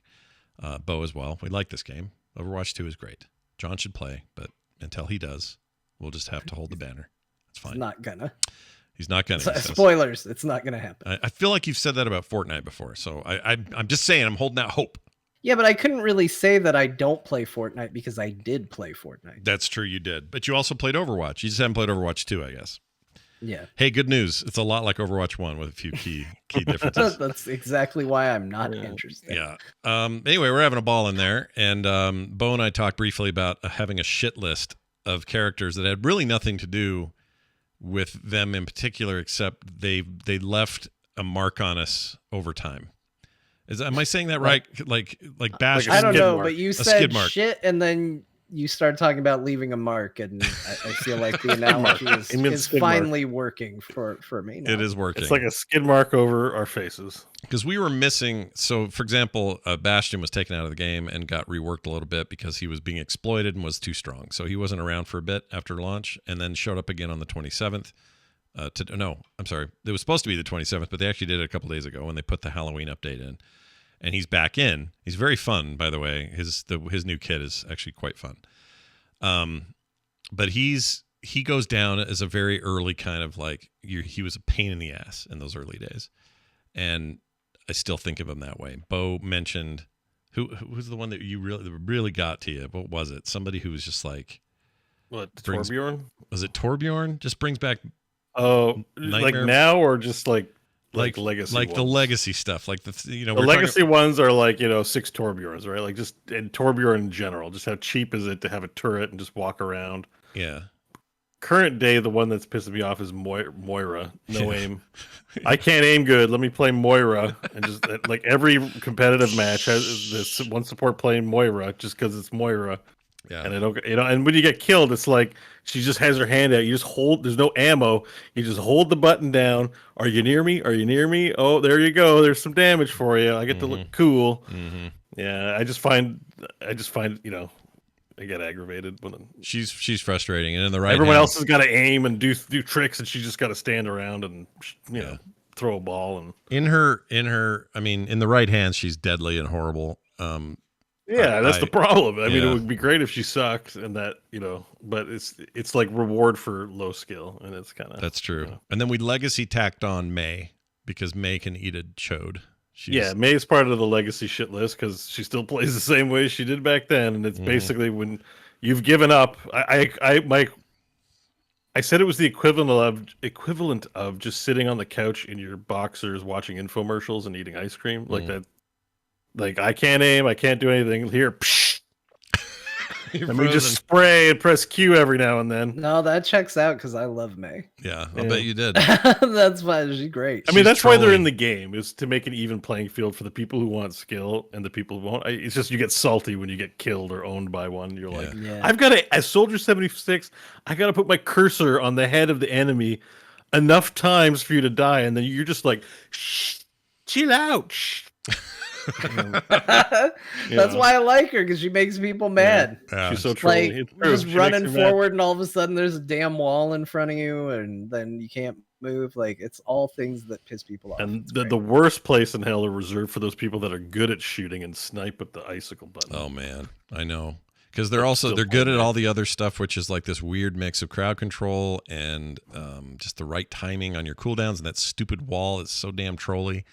And then you do all of that, and you're good at headshotting me after you've frozen me. F off, May. Yeah. F off. Yeah, the wall I can live with, but I hate the no aim options. Honestly, it's like, let's play a shooter, and like, okay, maybe you don't shoot, then you have melee, great. But those like Symmetra, Moira, no aim. I kind of sprays. like that they're in. They frustrate me from a perspective of I hate when they kill me, but I kind of like that they're in there from the MOBA perspective. That the game feels more like a MOBA than ever. I feel like there's room. I like that there's room for these weird things. And I feel like Reinhardt's one of those. He's not really shooting ever. No, he's great. You have a disadvantage. You forego aiming so that you only hit things in front of you. Yeah. Like it seems fair. Winston, I don't mind either. It's like, it's electricity. He doesn't have to aim, but he doesn't do much else. And when you're playing Winston, it feels like it takes forever for everything to die. So, but when I play Moira, I don't feel like it takes forever. Maybe it's just damage tuning. That's all it is. Yeah, and I think they've got some coming. Everybody's talking about hers being OP right now. So. Yeah, Moira's super on my shit list, but May is like that. And then I guess Bastion's actually harder to play than he looks. Yeah. He looks easy when you're getting owned by him. You're like, oh, look at that, just transform him. Yeah. But he actually gets blown up pretty easily. I got better against him through the night. We were playing. When I play Bastion, I die a lot. When the enemy plays Bastion, they get play of the game and all the kills. That's what Bastion feels like. Yeah. Well, he's back, and so is Torbjorn in competitive as well as everything. And I think Junkertown is back, or Junktown, whatever it is, the map that they took out of rotation, along with a couple others, and then they put in all their Halloween shit. So it's real good right now. She's awesome. She's on the good list. Someone in the chat room said. I play Brigitte because I can't aim. That's fine. You're Brigitte's playing a melee great. character. She's great. And it's a skill shot to hit the retractable mace. She's great. Yeah, she's Love awesome. Brigitte. I don't think she belongs on the shit list. I think there's just a ton of fun to be had in there right now, and I'm super hooked on it. So Overwatch 2, you got it. And Wrecking Ball not on the shit list. It's a troll pick, but Wrecking Ball also is very ineffective. He's maybe great, in the dude. right hands he's amazing. But, Yeah, he's amazing in the right hands. He's not that bad. He doesn't, There's a traversal thing going on with him in the right hands that is it is a sight to behold when that dude is like everywhere. You can stay alive a long time and motor around and be annoying, but during key moments when the team needs a tank, he's not that great at it. No, it's not his best thing. Detecting excitement. His voice is the best in the game, though. Yeah, I can never be mad at Hammond, even if he's on the enemy team. It's fine. It's hard not to like him. All right, let's talk about Marvel Snap. Yeah, that's right, everybody. Here, let's help it. No, I'm not going to play that music again, or maybe I will. Just kidding. No, I'm not playing anymore. That's so it. bad. That's it. Let's go solve let's go rob a super high tech bank. Exactly. I expect Tom Cruise to be walking out for some Mission Impossible. That's what you want.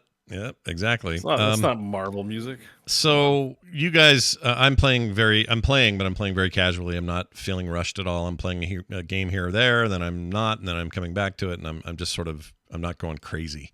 But you guys are hardcore, and I'd like to throw the ball to you mostly for this conversation. Snap? Yeah. So let's talk John first. John, you say you hate good. the event. Why? I thought the event seemed kind of cool. You don't like what they're It doing is there? fun, but like, here's the problem. So there was a previous event where you were going to see, and the way they do events in Marvel Snap, I mean, I'm sure there are other types of events, but they do a thing called featured map, where it's like, it's still not a guarantee that you're going to see the place, but it's far more likely. It's going to appear in more games than not. And they did one for Camertage, and it was the worst match to the deck I was currently playing with. And I finally caved, and I was like, all right, I'll build a deck around this. And I made one, and I fell in love with the deck. I was like, oh, so good. I love this deck so much. It's amazing. And then I made another deck just for no other reason. Yeah, it was. And I made a deck for no other reason except I really like my Carnage card, and I wanted a deck where I destroy other cards and get stronger. And so I made one of those. And so then this new event came out, which is Bar Sirius is the location. Sinister. Bar Sinister. Or Bar Sinister, that's right. That's this one I got right. Yes. Yes. And yeah, so Bar Sinister is the new event, and I felt like I had just deck built for a thing, and I didn't want to do it again. And I tanked my ranking by stubbornly being like, no, they can change, not me. I'm playing the deck I just made that I want to play. And I lost game after game after game after game, and it got to the point where I was like too far in now. And I'm like, no, it has to change, not me. And then I sort of caved. I went back to my Camertage deck and started winning. And it turns out that deck was really strong. But that deck also had a character in it. I had Scarlet Witch in my deck. Yep. So the meta was very much like people building these weird decks specifically to take advantage of Bar Sinister. So I would just drop Scarlet Witch on turn 2 on it and get rid of the location. Yep. That's great. That was incredibly fun and satisfying to do. Storm is another one as well. So I enjoyed the hell out of that. You started off complaining, but it did bug me. Yeah, you started off saying like it was bad, but then it sounds like the end of the story is a positive one. Yeah, it is. Because it turns out it's still just as fun to mess with people. And like, as much as I was like, I don't want to lean into this, I'll just turn it off. I can't tell you the amount of times where just to be shitty, I would play, what's his name? The guy with the arrow from Guardians. Yondu. Yondu. You do quad Yondu. Where I would play Yondu on like turn 1 just to take out a bunch of their cards. I don't know if that ever won me a hand doing that. I think it might have a couple times, but it's just such a troll move to do, to just take so many cards out of their potential card list. It's that good I couldn't resist it. If you see one of their combo pieces, because there's there's a new meta because of the location. So like blue marvels, you start zipping blue marvels and night crawlers and Odins and onslaughts. You're like, then you can it emboldens you. You're like, oh, their combo pieces are getting wrecked. This is great. Yeah. Yeah. I future ended up locations you positive like on it. or no like? I like it. I think it's a smart move for the game. It is. I tanked my ranking being cranky is the problem. And I've probably only just now caught back up to where I was. Like, I feel like I dropped like 5 ranks. Maybe you don't retreat enough? Getting back there. Maybe I don't. I don't. And like, I also just lost a lot of games. But I have found that the snap mechanic, because the one thing I don't like is on reveal decks, I feel like are very prone to getting people to retreat because they see it coming. They're like, he's playing a lot of these on reveal cards. I think he's going to drop an Odin. I'm going to lose. So I climb a lot slower than I drop because I feel like with on reveal decks, you hold on to hope a lot longer. Yeah. You're like, oh no, this could really turn out good for me at the end. And then they've snapped and you're like, oh shit, it backfired at the last second. Yeah. Whereas they see it coming and they're like, oh no, I'm out of here. So I feel like I'm consistently losing between 4, 2, 4, maybe even 8 when I lose. And I'm only ever gaining 2 as I progress. So it's been a slow climb as I figured it out. It is like such a genius part of this game. It is a lot like poker in that like bluffing and subterfuge and trapping is part of how you extract the cubes out of the enemy. Because you can lose 7 games and win an 8-point game, and you're plus EV. You're ahead. If you know what I mean. Like, it doesn't matter how many you lose or how many times you fold a bad hand, so long as your winnings outpace your losses, right? So a game like Hearthstone, it's like you're just measured on your wins and losses a lot in the way the game works. Mm-hmm. So I just find it, I like that you're describing it. It's fun. That's been my experience as well. It's just. You don't just think what's a good deck, how does it work together, but how does it how do I trap my opponent into thinking they're winning, but really I'm winning. The most satisfying thing is they snap too early and you're like, bitch, why are you snapping so early? like you just, and then you get to turn 5 and you're like, snap, and you snap back because you got the nuts, and they lose. That's the best feeling. That's awesome. I need to play it. I'm not going to play it at the level you guys are because I don't know. I just don't feel as driven to do it. But I like that you found this thing and it's on mobile and John's playing it and it's on mobile. Yeah. I would say like for the first while, I don't know how much you've played. For the first while, I didn't really care about rank until on the Camertage event. I went from rank 40 to rank 80. So I had a really good White Tiger Odin. I think I just probably played more than you. I got into it. I made that deck way late. I think I only had like a couple hours to play that event between, and I was like, oh man, I really missed my opportunity because this deck, I went from during the Camertage event like losing most of the time in the early days, or maybe like a 50-50 to I made the new deck for it, and all of a sudden it was like I won 90% of the games. I was like, I should be stomping this thing. I started right at, it was randomly. I didn't realize this was going to be a thing at like 11 p.m. Eastern on Saturday night. And I was like, oh shit, what if I built a deck that could take advantage of this? And like after a few iterations, an hour or 2 of playing, I figured out White Tiger Odin. I saw someone else own me with it. That's part of how you learn. You're like, oh shit, I got to do that. And then I played till probably 4 a.m. on Saturday last week. And and then I got up, I didn't sleep very much. I got up, 6-7 hours sleep, and I'm like back at it. There's only 24 hours in this event, and I just ground out games all day. I'm really hooked on this game. It's so good. Like, I need my life back. They got you pretty hard. Game a lot. Real quick though, you spent like $50 or something. What was the deal? Okay, so my total spend is I bought the Captain America pack twice because I accidentally made 2 accounts. Because Steam logs you into the Steam account and then didn't log into my phone account, which is via Google. So anyways, so that's $8 there. I bought $8. I'm going to go by Canadian numbers. It's $4 a pop, I think. I bought the season pass, $13.99, so that puts me to 18. And then I bought I think like the $60, 69 something, like the not the biggest gold pack, but the second biggest. 'Cause, you know, I just want I started to get to the Ding Desert. I got suckered a little bit. I got to the Ding Desert and said, I'm not buying this for cosmetics. I just want to have the collection of cards. I didn't realize there was pools at that point. Yeah. I was very ignorant. So I just want to make sure I have all the cards. The cosmetics, I like them. I'm going to try and live without them, but I don't mind. $80 is nothing for a TCG. I'm like, this is great. I bought it and I started leveling up, and then I learned about pools, and then I was like, oh, maybe I don't want to level up my collection. And then I found out collection levels, the Ding Desert gets worse and worse with each tier of play.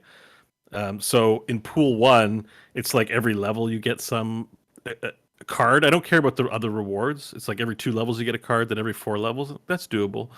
Then it turns into every 4 levels, and then it turns into every 8, and then every 12 levels. Right now I'm at 8, but as soon as I hit pool 3, I'll be at 12. And then not only are you at 12, it's no longer a guaranteed card. It's a loot crate. It can have 50 credits in it or a new card. And I was like, oh, wait a second. And I did some research and talked, and Brian Ibbott's the one who confirmed it for me. To get the full base card collection, he had to be collection level 3,000. It's in the 2,500 to 3,000 range. So I'm like, that's a lot of money if I'm doing this by cash. Hit the brakes. Like, whoa, don't be spending money to speed it up. This isn't worth it. Brian, you said, was been playing in beta for months. He's played it since beta day 1, and he's had and that much time to accumulate. So, yeah. You know, even if you do spend, so my total spends about close to 100. You know, and I'm like, it's a little pricey AAA style, but I think I'll be playing this game for a long time. So no regrets on that. I'm just glad I caught. That's why I say that's why I'm glad I caught the trickery, because I feel like had I had all the information up front, had I been responsible, or had the company, you know, they obfuscate with all these different that's a tactic that they do. So if the company had informed me up front, I probably wouldn't have bought. Sure. Which, of course, the game company wants to make money. They're not going to do. They're not going to. And I was so I claim some irresponsibility on my part, but I don't regret it. $100 is fine. But for anyone listening, I definitely recommend if you're thinking about purchasing, to mainly only purchase probably for the cosmetic. Like, the gold is better spent at this point just buying cosmetics. If you like the game and think you're going to play it for a long time, I have like 3,000 credits just stored up and stuff right now. So it's, you know, I think the initial pass, like the Captain America thing, I don't know how long they're going to offer that for, but I think that's fine. I also think that the season pass, I think it's unfortunate you can't buy the season pass with gold, or if there's a way they did not make it readily apparent where that is what I did. I think the season pass isn't bad as far as rewards and things like that, and having extra quests to, you know, work towards if that's something that you find fun in the game. Yeah. So I actually think both those purchases are kind of okay. I would say that if you're looking to get in, willing to pay money but not wanting to pay a lot, I think those would be the two purchases I would go with. Is consider buying the season passes when they happen. They run for a period of time, so it's not going to be a constant purchase sort of deal. And I do think that that initial buy-in value is okay. But, you know, I definitely, I said it when I was first playing the game. I was like, this is really cool. I really like leveling up my card and getting the, as dumb as they are, like as memeable as the like frame break 3D animated, like as dumb as all that is, like it is fun, and it happens a lot in the beginning. And I think I said when I was playing, like, boy, it's gonna really suck when you start unlocking these and you can't do the upgrade. And I'm at that point, and it does suck. It did diminish the game experience for me, not enough that I stopped playing, but you do notice it, and you go, man, it was so much more fun when I got these and I could unlock them and make the card. Those early moments, they really heap the dopamine response on you, and they do it frequently, and it feels great. Like, it's a very, very welcoming on-ramp for new players, this game. And that's why it's been fascinating to follow you guys, to kind of see where you start. Bo, I think Bo coined the term Ding Desert. I don't know if anyone else has that's me. If other people start using it, just remember, It started here. Yeah, I That's think we're one. gonna. Sometimes Bo says things got stolen from him that I do not agree with. But if other people start saying Ding Desert, I think that We'll is give you that one. 100% stolen from Bo. Maybe stolen from someone who stole it from Bo, but that is a From us. Bo No, original. Look, I get things wrong, but I'm pretty sure. I'm like 95% sure this is an original thing that I didn't see somewhere else. I've never heard anybody in our circles. I've dealt with MMOs forever. Ding is an MMO term.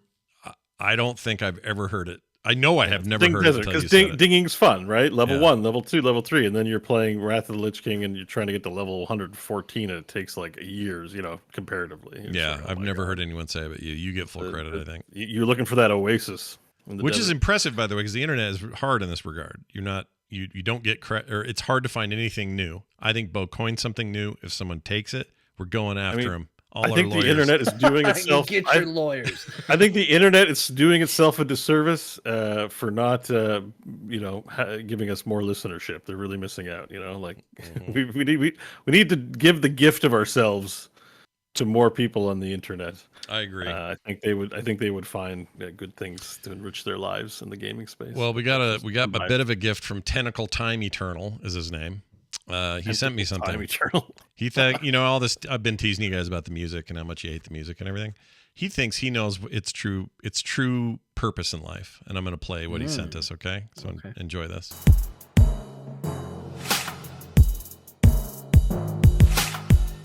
Thank you for waiting. All our representatives are currently unavailable. If you want to leave a message, you can reach us at twitter.com/MarvelSnap. So he's making, Yep. it's hold music. That's pretty spot on. That's great. Yeah, I corporate applaud hold the music. effort. That's 100% accurate. Yeah, too. it was really well done. Thank you for sending really that. great. We also got a text in this regard. This is from Wes, who says, "Please help. How in the world does Hawkeye work in Marvel Snap? My dumb brain doesn't understand." Seth from Oklahoma. You want to explain that card? I think you just called that person Wes and Seth. Oh, did I? What did I say? That Seth. person's Seth. Yeah, I don't The know why I next said one's Wes. from Wes. Two separate texts. Oh, there's two different people. Sorry. Yeah, I was looking at the So bottom. And then top we can down. explain it. Is it ongoing? First of all, let me just. Is it ongoing or on reveal? Do you remember? Hang on. I don't know off the top of my head. On reveal. On reveal. Okay. Right. So he does the So little. on reveal, if you play a card here, next turn +2 power. So you play the card. Let's say it's turn 1. A little animation will show a green square where he's putting his field of vision. Yeah. So it's the next turn. So not the same turn. So you play it turn 1, then on turn 2, if you place the first thing you play on the same location, here meaning the same row. Same row, right? Lane. You'll get +2 power on Hawkeye. That's how it works. Okay. See, I thought that Same row, next turn for the follow-up card. Yeah, only the and it first can turn. be tricky because if you play a card somewhere else first, but then one does go into Hawkeye's area, it doesn't count. If you wait to a different turn, it goes away. Like it really has to be the next thing you play for it to work. Fair enough. Wes is the other person who sent us a text. Says this is Walter. I don't know why he says Wes at the bottom.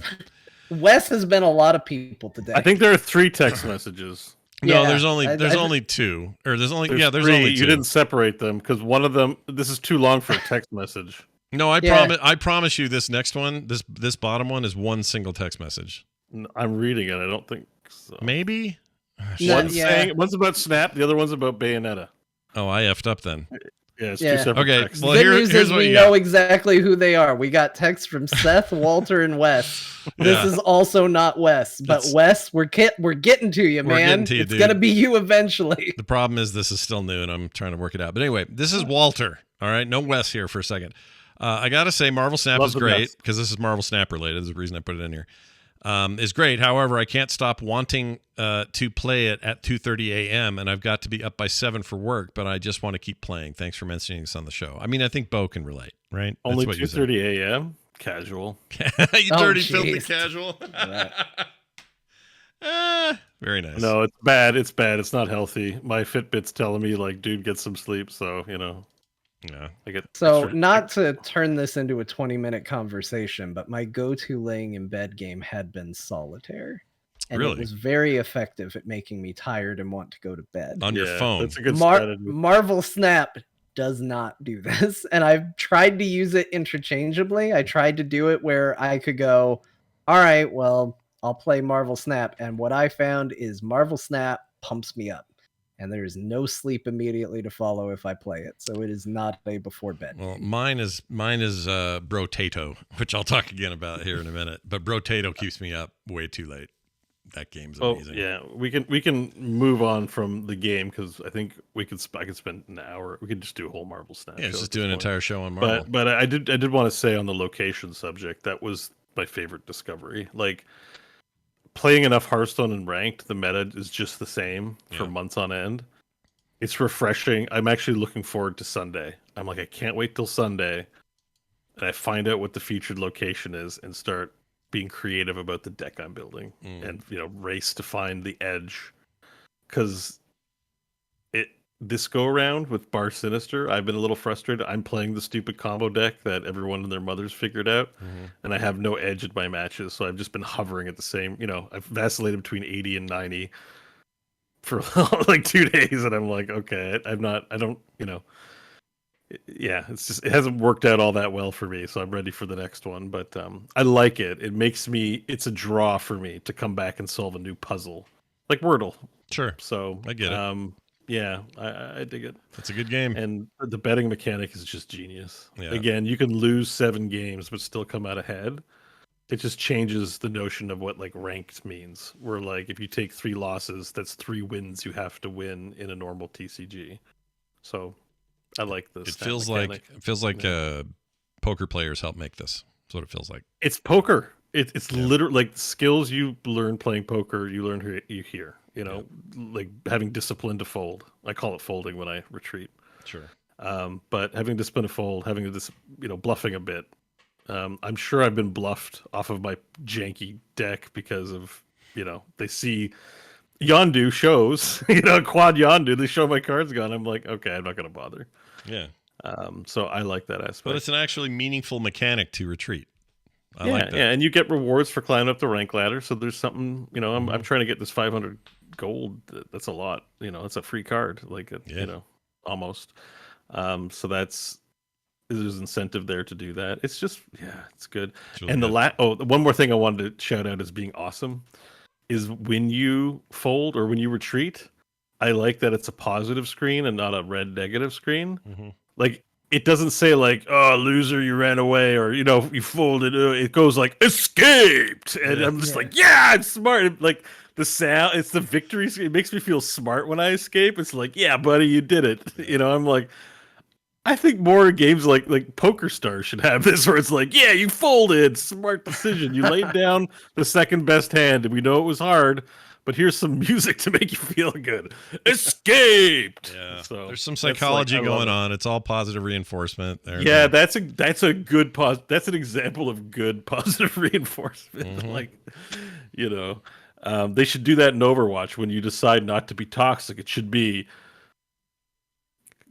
compassion. It should just or something. Like it should just give you like a ding when you say something nice. Friendly retort. Yeah. Have your AI do that. That'd be fine. Friendly comment. Just like legendary friendship or something. Like it should. They should really shout out. They should reinforce positive behavior with their voice actors and great music. They're like Mortal Kombat friendships. I like that. Yeah. Yeah, just good sound effects. You were in the chat room not talking about Conquer. There you go. Good quality people. Hey, what's going on in chat? I look over there, and every minute I look over there, they're talking about Conquer, and I don't know what the context is. It's mostly dude I'm about to freaking time out again. He just likes to stir the shit. So we'll see how long what does Conquer have? I know that's going on, but I got a crazy it's gonna be a crazy coincidence that makes me feel like I sent them here, but we'll keep going. Okay, fair enough. Okay. All right. This week I'm playing a AAA title, but it's not new. I was so disappointed that Gotham Knights did not get the reviews I'd hope it would get. It just kind of was fair to middling to people I trust, and I was like, I'm in the mood for a big open world game with a lot of story. Where am I going to get that right now? And I thought, you know what? Why don't you go back to Red Dead 2? Why don't you play some of that again? What's wrong with you, Scott? Basically is what I asked myself. And so I did that very thing. I installed Red Dead 2 on my PC and my Steam Deck. They sync between the two. And actually rebought the game on Steam because it was on sale for $29, and that way I could finally do away with that stupid Rockstar launcher. I freaking hate that thing. And so that's what I did. And guess what? That continues to be one of the greatest video games ever made. Red Dead 2 is amazing. It's an incredible video game and should be played by anybody who cares about narrative and acting and the art of gaming. There's a reason it makes most lists of like top 10 video games of all time. It's an incredible game. So I'm playing that again. Not much else to say except Red Dead 2 continues to be a rad game. And I'm going to finish it this time. It is. I need to get back into it. The problem is that it's an insanely long game. It's very long. It's an insanely like slow-paced game, which I think is actually good. I like the deliberate pacing nature of it. Mm-hmm. But every time I get into it, I go, well, I want to start over. And as a result, I never progress any further than I have been. So I have the urge. I've been looking at it. I almost did the same thing you did, where I saw it on sale and was like, I don't have to play it on the stupid Rockstar launcher if I buy it again. And really considered it. And then I didn't do it. But I've been wanting to get back into that game The too. cool thing about it is... The other thing about it I really love about it is this game was ahead of its time visually. Even on a PlayStation 4 or an Xbox One where the game premiered, it still is one of the best looking games on those platforms for sure. Running on a PC at 120 frames or even my Steam Deck at 60, it looks so good. It's such a good looking game. And I would say of all the voice acted games of recent memory, I would put, even though I don't love the games themselves, but The Last of Us has, some amazing acting. I would put this right up there with those. I think they're the top echelon of quality, what it means to have quality VO in your game. And I just love it. I love everything about it. I'm so excited to be playing it again. I am going to play all the way through. I think I'm at 68% through or something of the story anyway, not side stuff. But Arthur Morgan is awesome. Freaking Dutch is great. Everybody's great. All these characters are great. John Marsden's great. It's just great. I have nothing bad to say about Red Dead. On the indie side of things, I played an indie game. And did I make a thing for that? No, I didn't. I played a game called Despots Game. You guys heard of this? Does that sound familiar at all? Okay. No. You remember that hot moment where everybody was playing Auto Battlers? Remember that? Oh, yeah. Well, let me tell you about Despots Game, which just came out in 1.0. Was in early access for a while. It's this top-down pixelated piece of work that is wonderful. What a wonderful, weird game. So you basically have these little peon pink people that are like nothing. They're just like drones. But when you make them, you can, if you have enough points, you can assign them weapons, and that makes them a class. So if you give them there's a football, for example. You give it to a football, that guy throws long bombs that are really great at like long distance damage. You give a sword to another guy. There's a lot of humor in it, so a football's weird. But you give a crossbow to another guy, and you give this other guy an electrical thing that shoots out electricity and hurts people or whatever. So you basically can build your quote unquote roster as you go. It's all procedurally generated. It's got roguelike elements in that regard, and you build up an army of these little pink dudes and assign them their abilities, and then you unleash them in these rooms full of monsters, bosses, and so on, which, yield rewards and loot and everything else. You have to keep them fed, and they're food rooms. You have to fight for those food rooms, but once you do, you can buy food and keep them all fed. It's not a hard mechanic, but it's there to just kind of mix things up. There's different modes and stuff. The standard mode is kind of the way I'm playing it, but this is a great little game. I really, really like it. And I don't know how else to explain it except when it was an earlier beta, you showed it. Like, it looks familiar. Maybe Kyle asked about it. Maybe. I know Dunaway was big on it. But yeah, Dunaway was big on the Boop show when we were at still doing indies and stuff, and he loved this game. And at the time I went, I don't really like Auto Battlers, so I'll probably sit this out. This is just, it's kind of transcends it. It's not simply that at all. The combat does happen in a Auto Battler sort of way, but it's really fun to watch. It's super rewarding when it's done.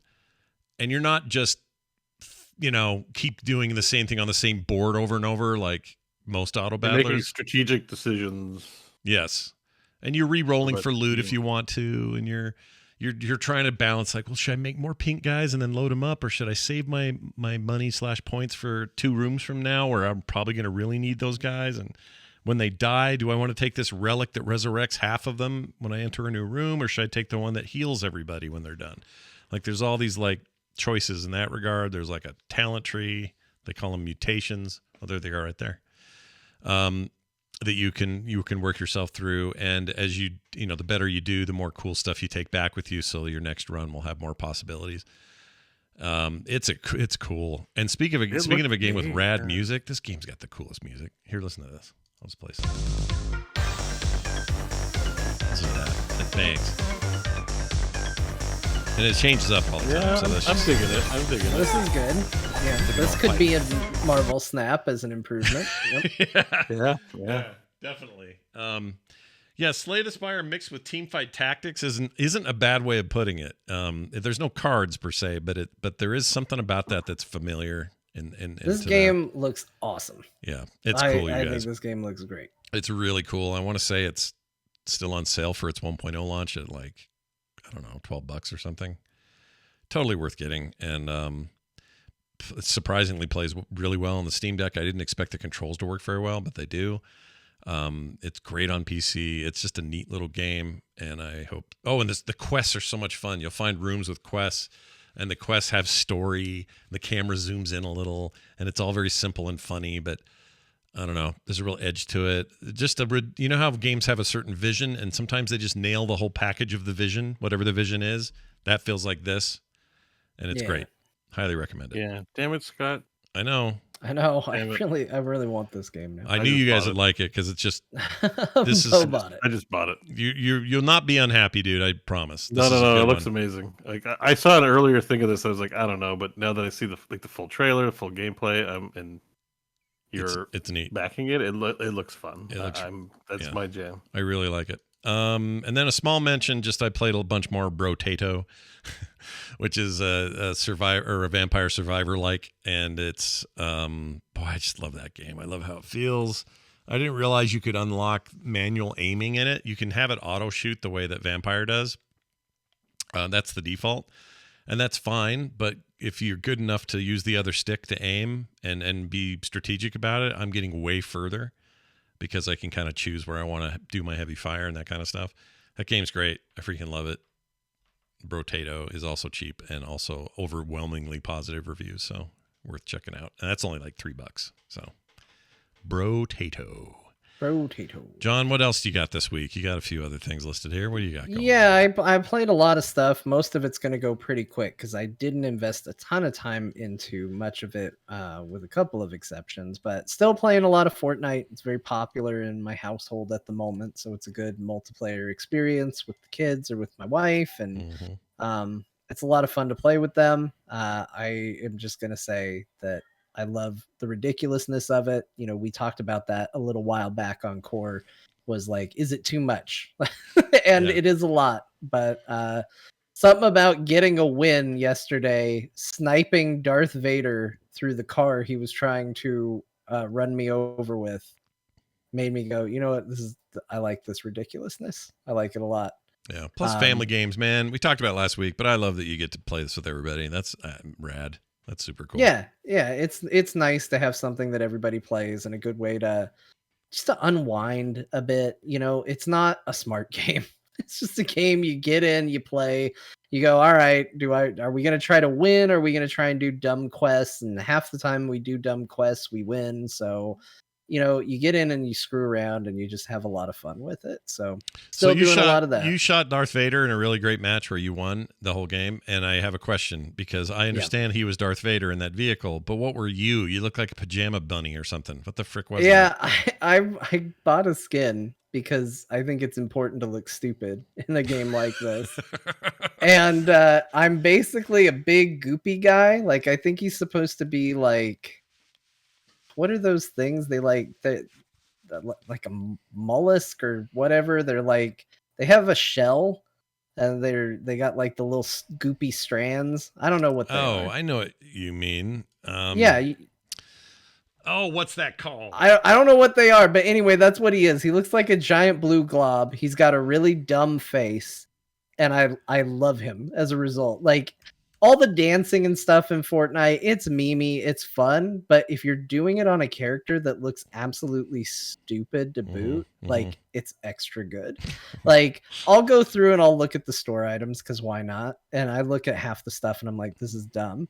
But when I look at it on my dumb jelly man, I'm like, every single one of these things looks cool now to me because I'm playing as this dumb jelly person. So yeah, there's been a lot of that. I've been playing a lot of the game as this big giant blue jelly guy that's head is so big that when I get in cars, the little tentacles coming off the top of his head are sticking through the roof of the car. It's great. Wow. All right. It's great. More Fortnite for the good times at John's house.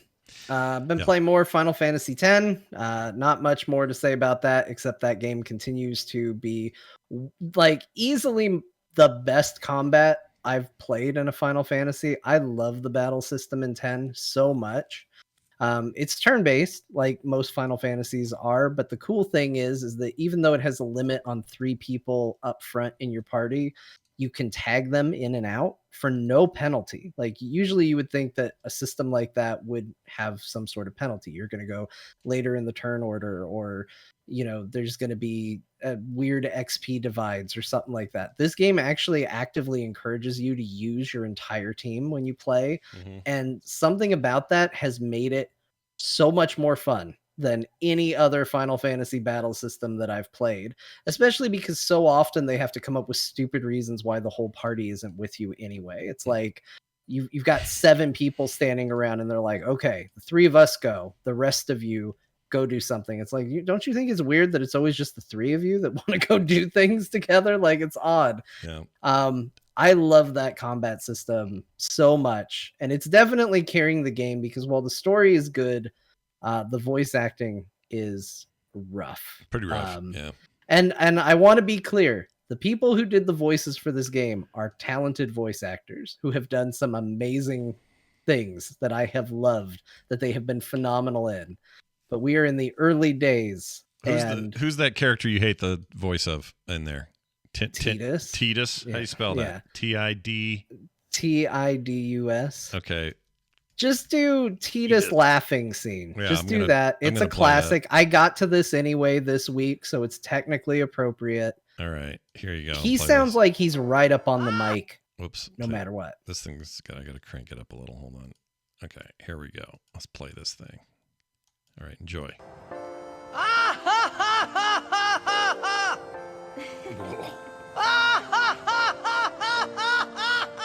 What's wrong with him? Why is he? Why?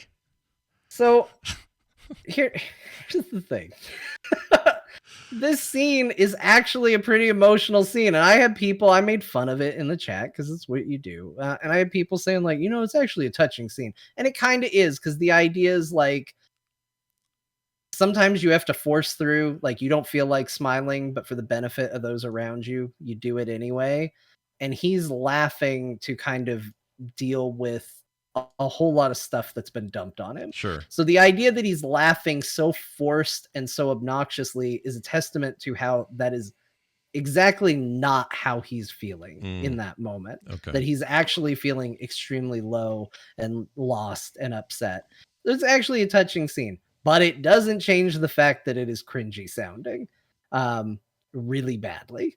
So it's a little bit of both worlds, and it can be difficult at times to deal with the voice acting in this game because, again, we're not at a place where there are, you know, this was a very ambitious game, and there weren't standards like The Last of Us or, you know, like you said, Red Dead Redemption 2 that you can point at and go, well, this is how a performance is supposed to be. Yeah. You know, you have characters like Yuna that sound like they were recorded in a different room sometimes. You have Tidus that sounds like he's always got the microphone right up in his face. He sounds like he's straight up recording a podcast no matter what's going on in the game. you know, you have John DiMaggio does the voice of Waka. Oh, I didn't know and he does a great job. It's probably not a role he'd get in 2022 because he's definitely affecting an accent that you could just get somebody who actually has that accent to do. But he does a fine job. But even he comes across corny and oddball at times, and he's a very talented voice actor. So it is not entirely their fault. This is a time when they were figuring things out, but sometimes it's a little hard to get through. Amazing. All right. Well, are you going to play X2? Was this changing your position on X2? I do think I'm going to play. I do think I'm going to play 10-2, mostly because it's been nice. Like when I played through the NES games, that's 1, 2, and 3. When I played through the Super NES games, that's 4, 5, and 6. PlayStation 7, 8, and 9. PS2 technically has 3 numbered ones in it. You have 10, 11, and 12 all came out on the PS2.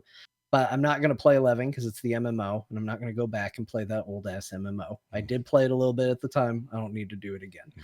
No. So I think instead of doing those 3, I think I'll do 10, 10-2, and then 12. Then off to 12, yeah. And where do you stop? 13? Are you going to go right to 15?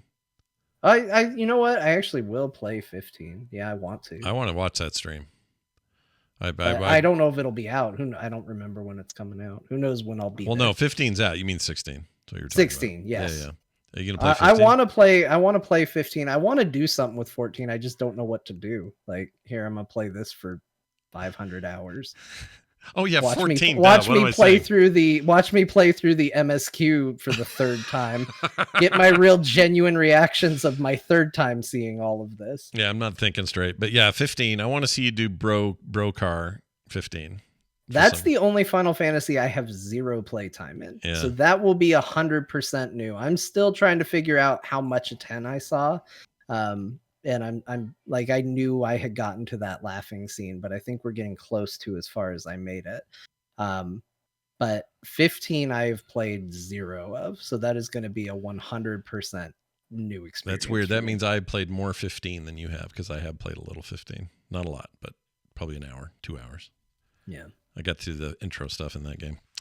All right. Excellent. Oh, Necrosmith. I bought this because you said you got it as a gift, and I went, well, that sounds interesting. So how is it? So yeah.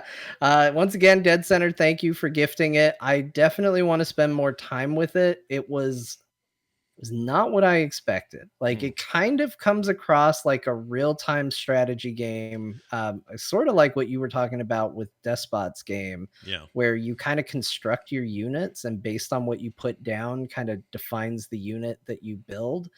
The thing that threw me is that it then kind of plays like an RTS, except your units, I think you can micromanage them, although I didn't figure out how to do it. Like, they just got made and they just went and they just started doing stuff. And I found myself immediately overwhelmed by this concept and this idea. Yeah. Like, I was just like, why is there one up here? Why are these units over here doing this? This feels like somebody trying to evolve real-time strategy into something a little quicker and a little more modern. And I feel like, much like my feelings on Final Fantasy, where I'm like, I like turn-based combat. Back in my day, we took turns. You didn't press a button to swing. You pressed a button to select attack from a menu. Yeah. I kind of feel the same way about this game. Like, the stuff that it's doing new is still too new feeling to me. And I get old man about it, where I'm just like, why has it got to be like this? Why couldn't it be like it was when it was good back then? Yeah.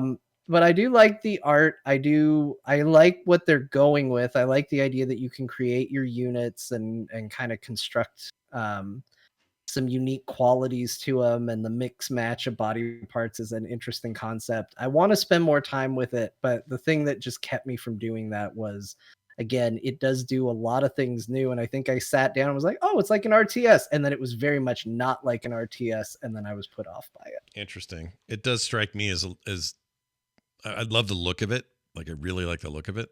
And I think I'd probably like this. But there's some obtuseness to everything I look at and go, wait a minute, what? Okay. Yeah. I don't know what I'm doing here, but yeah, I grabbed it as well. I will definitely give this thing a look. And So do you recommend it, John, or because it looks interesting? I'm not yet, but maybe. Like, I would say check it out, see if it's up your alley. It's getting good reviews and it looks good. It looks sound. So I would say it's definitely, it's probably for a lot of people. It just hasn't hit me yet. Yeah. Yeah. And that can take some time. Rare replay collection. I also have this on my Xbox. How's that? Let's make the chat room weirdly happy because let me tell you about Conker's Bad Fur Day, which I actually played this week. Whoa. All right. Yeah. In a weird twist where friggin' people being dumb in the chat is strangely predictive. I booted up the Rare Replay collection, just wasting some time on the Xbox, and showed my stepkids a bunch of the old Rare video games. We were just going through. I think we started with Battletoads. And let me tell you, Rare enjoys a really popular, prominent place in video game history. I agree. A lot of those games are not very good. Yeah. Battletoads, I got in and was like, this game sucks. It ain't no turtles. It's no turtles, that's for sure. I don't like this at all. Yeah. But it was kind of fun to revisit. Probably the one that I had the most fun with, which was surprising because as a kid, it was a game I wanted so bad. And then I got it and didn't like it at all. Was Blast Corps on the N64. Oh, I didn't like it when I was a kid. Now playing it as an adult, I'm like, oh, Blast Corps is awesome. Blast Corps rocks, dude. I love Blast Corps. I love that game. So good. But yeah, it was a shocking reminder at how rough a lot of these games were and how rough like N64 brought back up in the modern day just is, it's a trip. Yeah, it's ugly. Like I will not say anything about the looks of Blast Corps, but the gameplay, I would love like a modern take on that. Oh man. Yeah, they should definitely do a new Blast with Corps. What we can do now with like just like destructible environments and that, you would make the coolest game. It's an amazing concept, and like today's graphics on that would just be stellar. I still remember, I think the thing that made me want the game so bad was it was on some, like preview reel for the N64 where they would just show that giant robot in a jetpack and do a flip in the air and fall through a building. And I remember thinking that was the coolest thing I'd ever seen in my life. Yeah. And I imagine that in today's graphics and I just go, oh, yeah, that would just be incredible. It would be killer. That would be great. Yeah, it would be killer. What'd you think of? Do you play Killer Instinct at all? Because that is an ugly ass game. I did play Killer Instinct. There's a shocking amount of butt in Killer Instinct. Let me tell you, that was what my stepkids kept saying. They're like, John. Yeah. She's showing her hiney. There's a lot of I was like, yeah, there's a lot of butt in this game. A lot. It didn't hold up as a fighting game. Yeah, like that's been my reaction to almost all of these. I played Jet Force Gemini and was like, this game controls terribly. And it did say like there's new control options for the game, but I couldn't figure out how to turn them on. Yeah. And I started playing Jet Force Gemini and was like, this plays like shit. Yeah, it's wonky. Like it's really, really bad. A lot of the really good games in the Rare Replay collection, like that I think do hold up and probably would still be good, have had like HD releases or re-releases on Xbox in some form, and you actually can't launch them from the game directly. It basically tells you to go download the game off the store, which isn't the best thing in the whole wide world. Like, there's Jet Force Gemini. Yeah. That's what I did a lot of, was roll around on the ground like an idiot. Yeah, there was a lot of that and not hitting things I was trying to shoot. That was game, the early 3D thing that just did not. Oh, it's bad. That's a bad game. It's so bad. Yeah. It's so bad. Yeah. So I actually didn't play a lot of their good games, so some of it is on me for not playing like, Banjo-Kazooie Nuts and Bolts, which is a phenomenal game. But that's when they tell you to go download a different game, like download it directly from the store. Perfect Dark is another one where they say go download it from the store. There's so many games on there that are actually good that are like that, but no. Wait, Nuts and Bolts is on here? Nuts and Bolts is so good, dude. Yeah, Nuts and Bolts is on there. It's great. Nuts and Bolts is a phenomenal game, and it has one of the funniest intros. If you're a Banjo-Kazooie fan, you owe it to yourself to at least play through the intro of Banjo-Kazooie Nuts and Bolts. where basically it implies that they've been doing nothing but sitting on a couch watching TV and playing video games since they were on the N64, and now they're all fat. And Banjo goes out to do some platforming as a fat bear, and he can barely jump, and he can't make it up a hill without getting tired. It's so good. That's awesome. What's the critter game? Viva Pinata. That's a cool game. That's on there. Viva Pinata is great. Yeah. That's another one that needed to launch a different game. I love Viva Pinata. Yeah, there's a lot of good games on there that I didn't play. I played a lot of bad games on there. 30 games in total, right? Yeah. Yeah, and they're going to add GoldenEye to it soon. So that's going to be on there too. I have that. I just need to crack it open. Just haven't played it. Yeah, play it. Go through their history. It's crazy. All right, then finally, you picked up Prodeus, and I'm so excited to hear what you think about Prodeus. Yeah, we've already talked about it. I don't know how much more you can say about Prodeus than this is exactly the game you want it to be. Yeah. Like, it has a super cool look. It is uber violent. It is uber over the top. It plays extremely well, mouse and keyboard. It's super fast. I love the look of it. I love the sound of it. I love everything about it. It's just great. It's like so modern nostalgia in a really fun way. And speaking of like the modability of Doom WADs and everybody making their own stuff, there is really cool tools in there to make shit. And I hope more and more people do. I don't know if they even know that it's in there. Like, go explore those tools, because they give you everything you need on the PC side to make a million different kind of maps with all kinds of cool ideas. And you can then upload them to the thing, and then anybody, even on consoles, can download your creations and play them. They're really cool.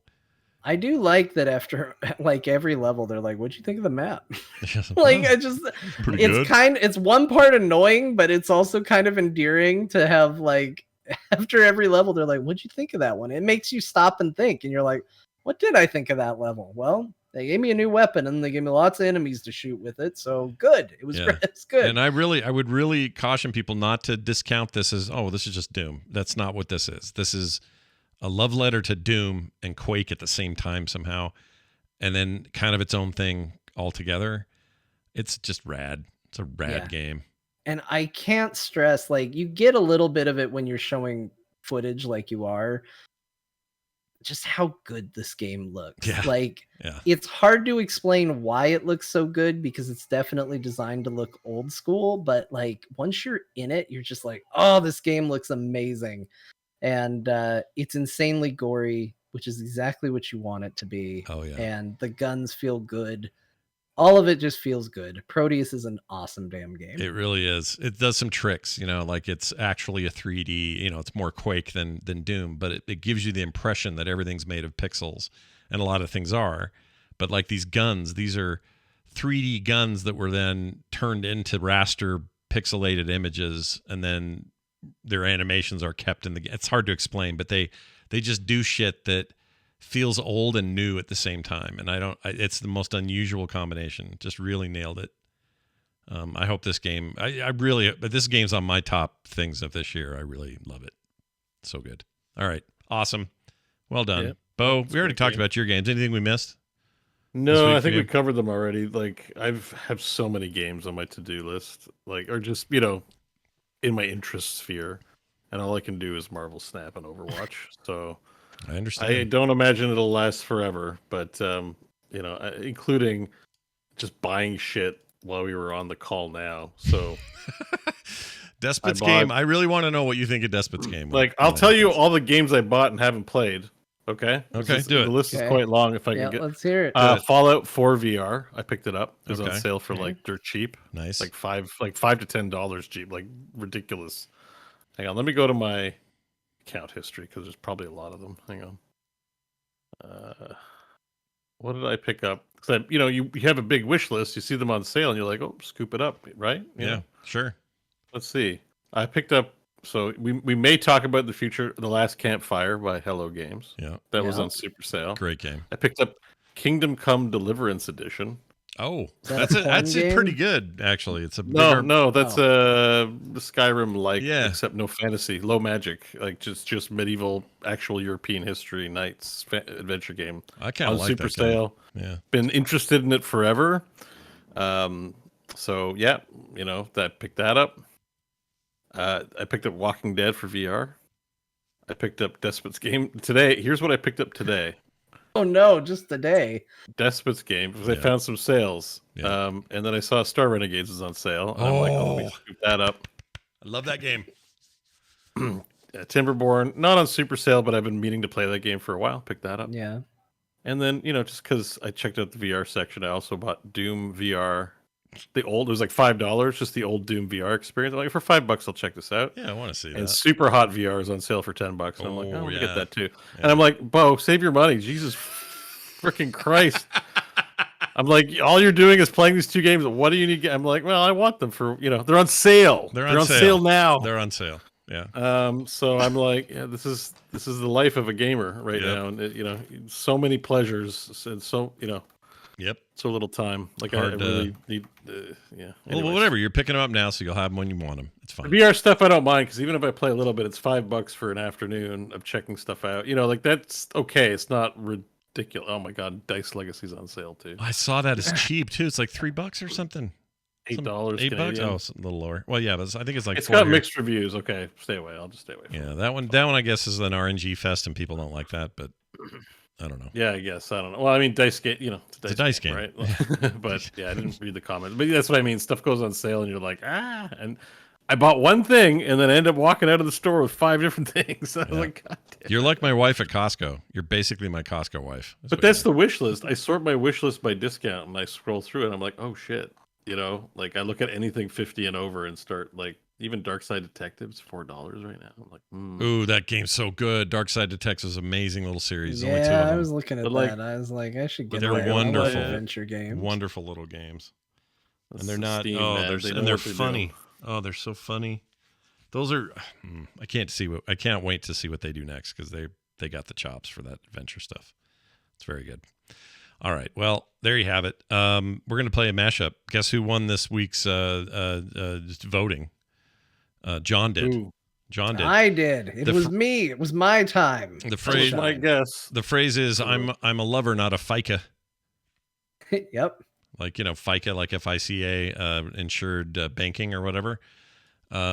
I don't know why. If John said it, I don't know why, but he got 40% of the vote. Bo got 32. I voted for myself on this one. Did you? Okay. Well, yeah, because this sounds like something I would say. I voted for you as well. Bo, you got 32.6% of the vote. I got 27, so no one thinks it's me. We're going to play it and find out. So thank you, Jamie, for this as usual. Here is today's mashup. Enjoy.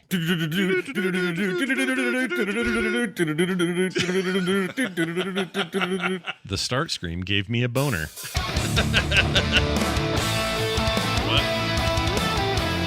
So I watched this entire movie that has nothing in it objectionable, but finally this one scene comes up where Naomi Watts gets naked to get into a tub. And as soon as she's buck naked, nips out, stepping into the thing, Captain Bar. Ladies and gentlemen. And of course, at that moment, everyone's movie's paused, so they're all looking around. Yeah, they're looking around.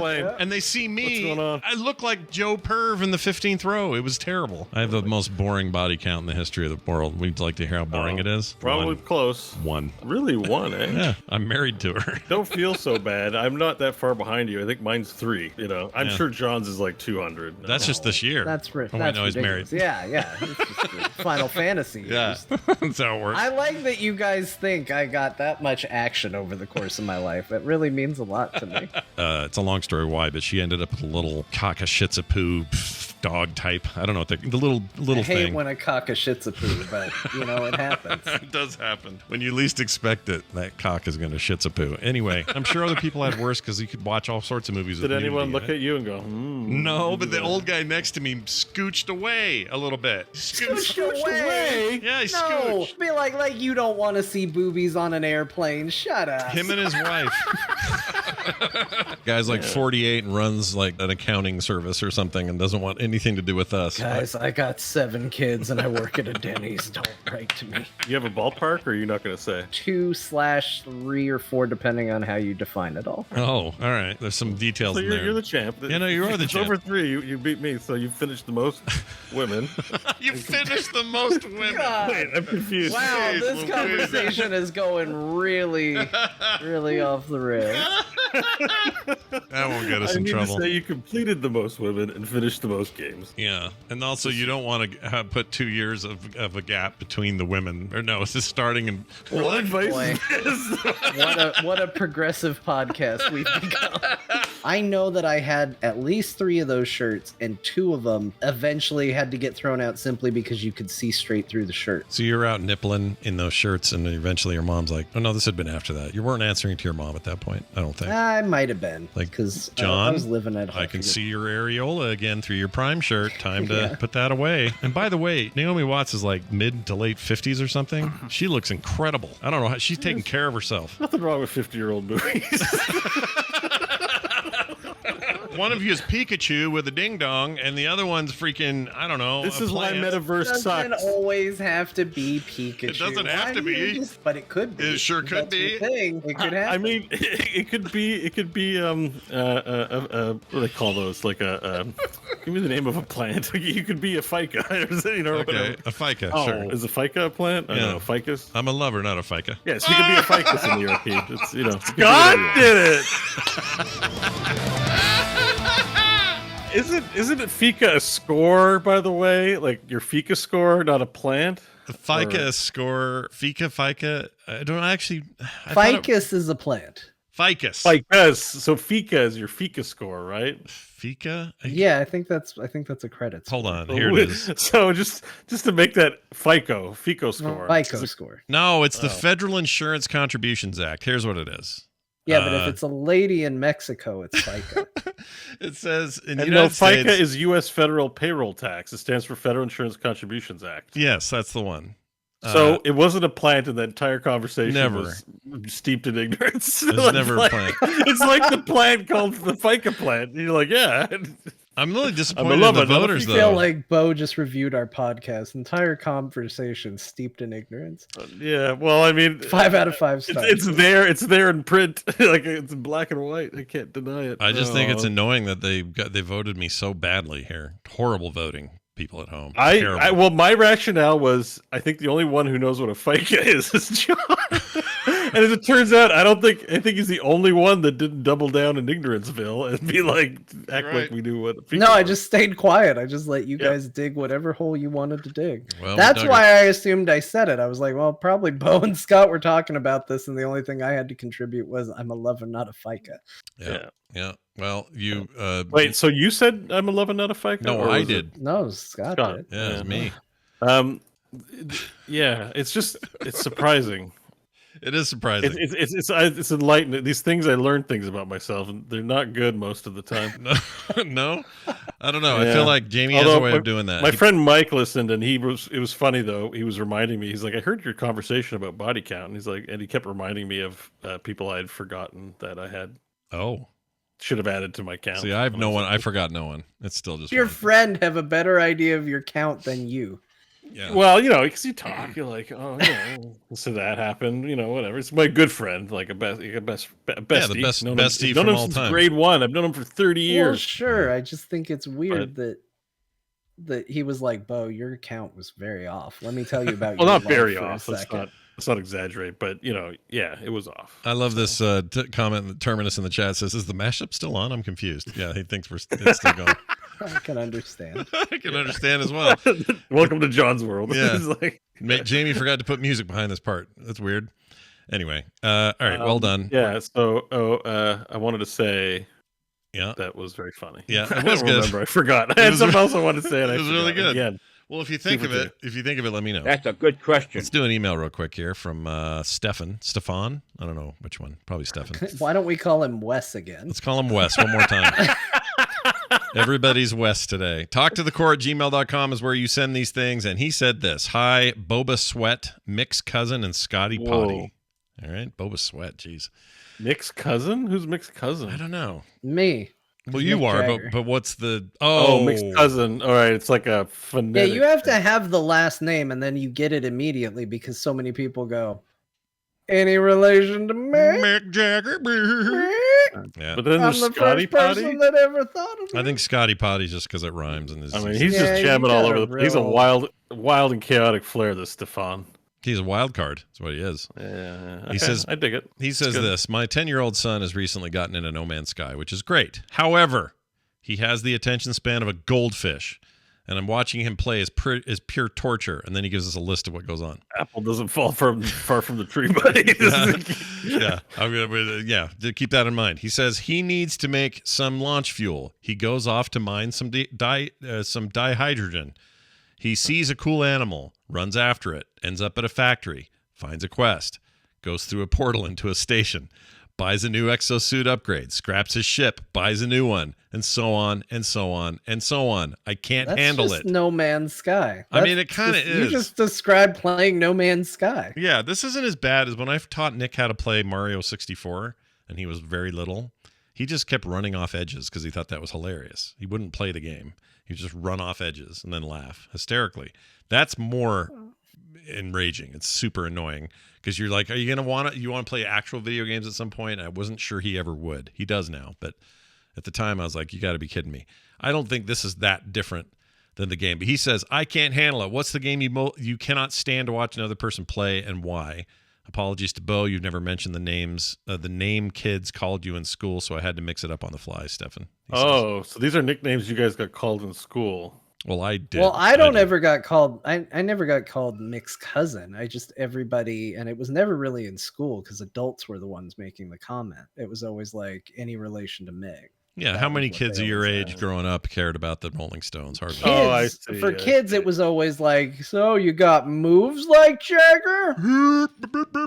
Right. Okay, so before we get to the other one, let's answer the nickname thing, because I had some decent ones. What'd you have? Boo Radley from To Kill a Mockingbird. Okay. I called Boo Radley. Yeah. Another good one was, there's a Beaujolais. People used to call me Beaujolais. Is that a sauce? It's like a French sauce. It's like a French last name, Beaujolais. It's whatever.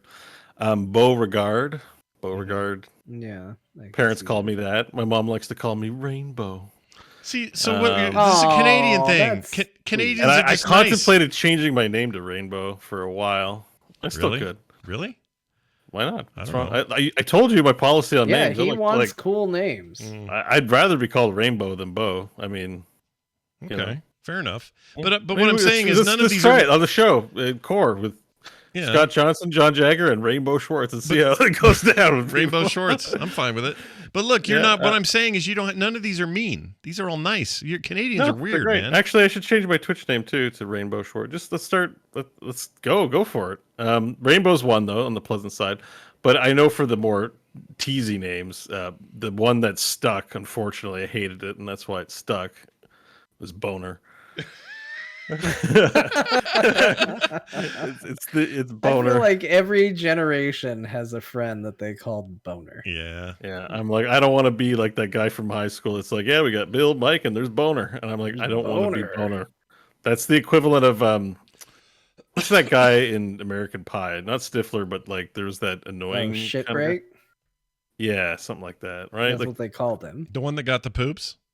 Yeah. Oh. He went home to poop. They called him shit break. Yeah, he's the one that made out or got it on with Stifler's mom, who's actually played by Jennifer Coolidge, who's a big deal right now these days. Yeah, like there's some bad nicknames that aggravate people and they stick. I did my best not to be aggravated. There was a guy whose last name sounded very close to Razor Dick, and so he just got called Razor Dick. It makes no sense, but the Razor Dick. There was another guy that it was very mean. We referred to as Lego Head because his head was kind of shaped like rectangles. It's funny, right? But you're like, that person, I sure hated us, and to this day probably thinks about me and my friends who made that nickname up and like was like, hate that asshole from high school. So that's but great. Boner was one for me, and that has real catch-on potential. Mm-hmm. I was Noodle most of high school. I don't even know why. That's kind of adorable, Noodle. Yeah, I think it's because I was long and skinny. Right. Like kind of a noodle. a big lurpy dude. I got told I ate so much noodles I'd turn into a noodle. Oh, but well, never. Did you? Not a nickname. Did you? Kind of. Like I'm soft, and pudgy, and floppy. What a great question, Scott. It's true. I did turn into a noodle, Scott. You're absolutely right. A noodle named Boner. No, a noodle named Rainbow. Rainbow Noodle. There you go. Yeah, that's where the inspiration for the noodle guy and Sigil came in our D&D campaign. Remember, you went to the library to read about strategies for M Sports. Yeah. And there's a noodle. There's a sentient noodle. Yeah, that's right. Yeah, I think about sentient noodles a lot because true. The things you do to your kids when they grow up, you have no idea how they're going to affect you. I used to be scared of sentient noodles when I was a kid. Really? Like a noodle that came alive on a plate? And like a noodle with like a wavy noodle with legs and feet would walk into my boots and run away with my boots. Okay, we're getting really weird, but these are real facts. Wow. That's amazing. Yeah, noodles. I love eating them though. Oh yeah, noodles are great. Sentient or so otherwise. Back to the content of this guy's message. What game do you hate watching other people play? It just like drives you nuts to watch it.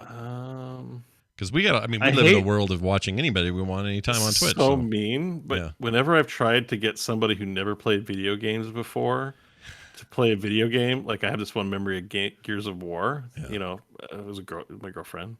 Yeah. It's like, oh, let's play Gears of War. And I was kind of excited because it's split screen co-op. I'm like, you know, we were playing Peggle and playing games together. Maybe she could learn to shoot. And then they proceed to just walk into a wall and just keep walking into the wall and don't know how they're going.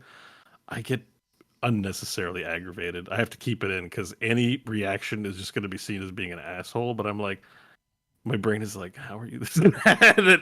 How do you not know what's going on with the character and controller? And it's me that's the problem in this. But that's... Was she on your kill count or whatever the phrase is? What were you saying earlier? Body count? Body count? Yes. Oh, okay. All right. Well done. We were together for 6 We years. need to clarify. We need to know. That was a 6 year or so relationship. So we definitely counted bodies together. Yeah. I had one recently. I could probably think of one that aggravates me in general. I know. Oh, I have one that I can call Bo out on, but he already knows this. Like watching Bo play Hearthstone. Oh yeah, bugs me so bad. I can't do that in Marvel Snap because he fans the deck of cards at the bottom when he's thinking, and I get why he does it. Like, and I think I might actually do it too. But watching him do it, would drive me crazy because he'd just be sitting there going. While he's thinking, and just I focus in on it in a way that I really didn't like. But recently in the household, I have to admit to this, like I am trying to use Fortnite as a platform to bring the family together. Family that plays together stays together. Damn right. Know, like it's building team working skills between my stepson and stepdaughter so that they're getting along and, you know, wanting to cooperate. And my wife and I are having something fun we can do together instead of just trying to manage the kids. That said, we were doing very well. We were down to 2 teams left in Fortnite. Okay. On our way to becoming the winning team. Yeah. And my wife had a med spray, which I needed. And I said, can you drop it for me? Yeah. And she proceeded to sit there trying to figure out how to do that. Oh, no. And I play on mouse and keyboard, so I have no idea what to tell her. Yeah. So my stepson goes, I'll tell you. And everybody gathers up around me and my wife behind a bush, all in one spot to have a friggin' powwow about how to drop an item out of the bag. While I'm watching the other team rally on the other side of this bush, knowing full well we're here. Yeah. And then just blow us up. Yep. And I raged so hard. I had been doing so good at like being understanding, being supportive, being good. Like, come on, guys. Oh, we should be so proud. We got 5th. That's awesome. That's in the top 10. We're doing so good. And at that moment, I just went, you're all so bad at video games. I just yelled. I couldn't help it. I was so mad. That's great. I love that. I love that. You know what? You're part of the one I don't like. I can't watch people play Fortnite because they switch their weapons constantly. Those fiddly people. They're just going shlink, shlink, shlink. No matter what they're doing, they're just doing that. And Counter-Strike bunny hopping. Can't watch that. Can't do it. So, yeah. So there you have it. Fortnite. Boy, there's a lot of Fortnite talk today. Who would have guessed or thought? But I can tell you this. We're done with emails. And no, we got.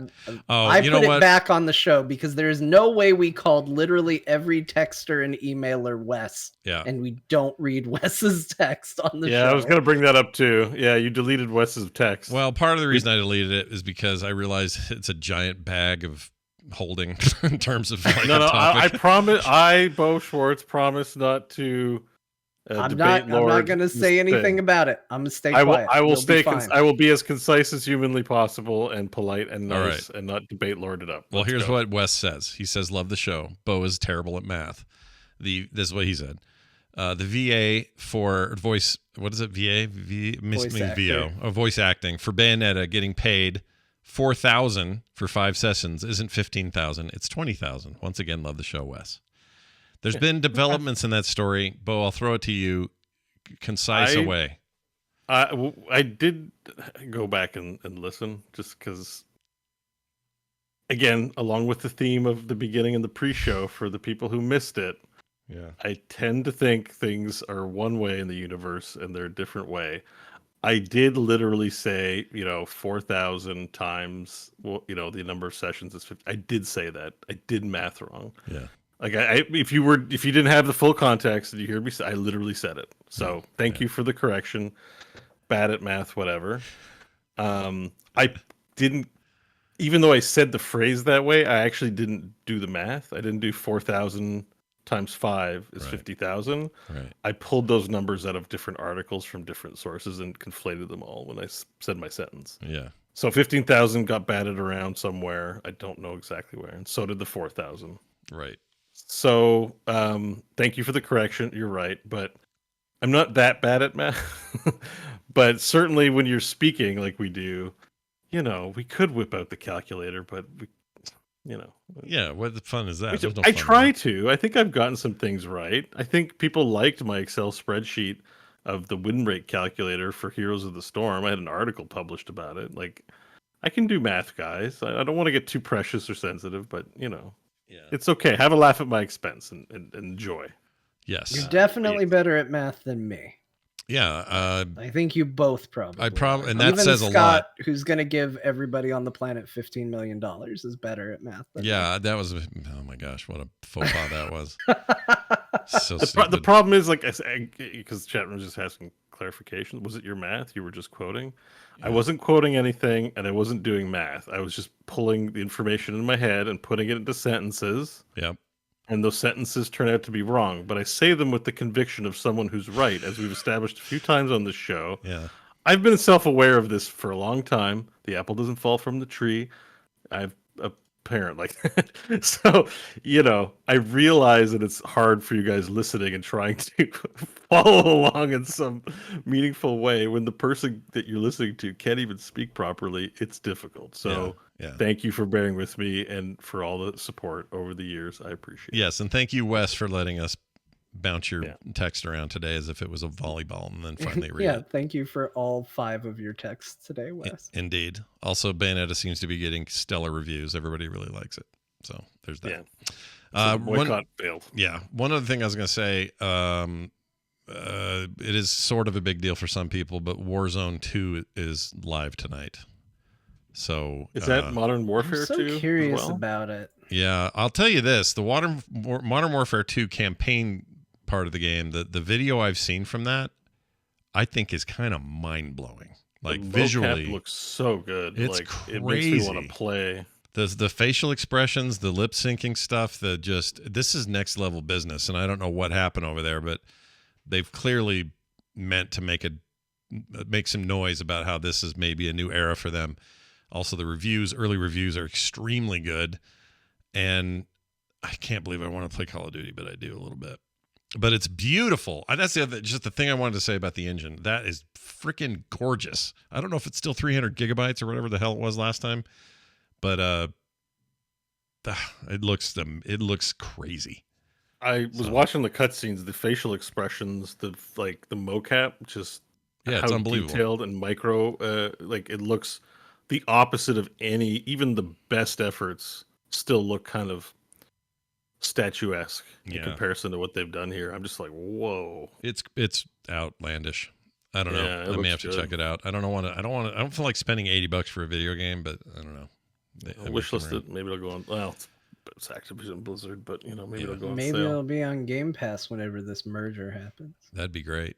You can play it in 5 years for free. Whoa. Okay. Slow down.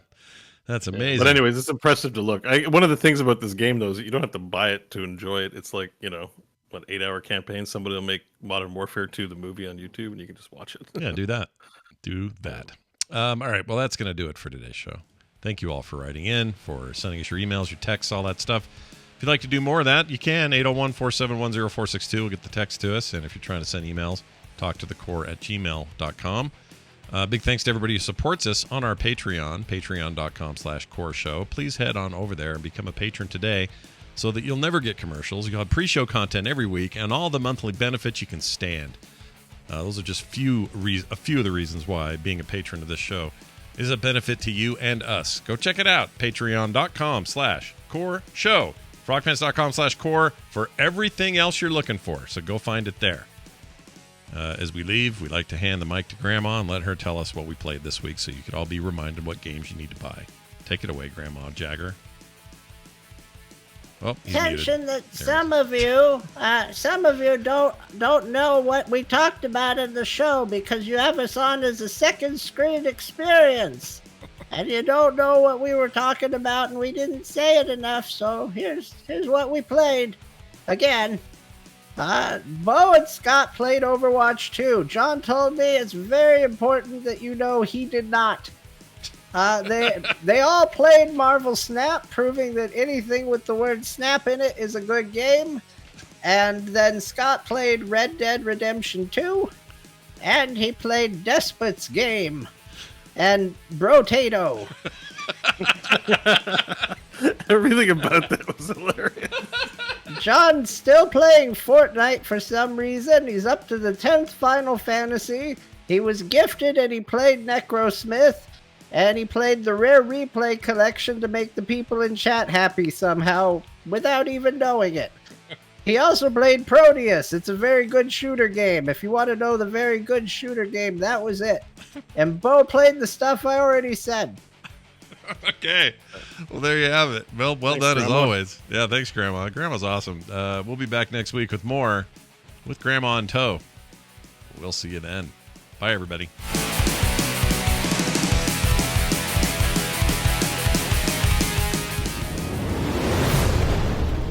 This show is part of the Frog Pants Network. Yes. Get more at frogpants.com.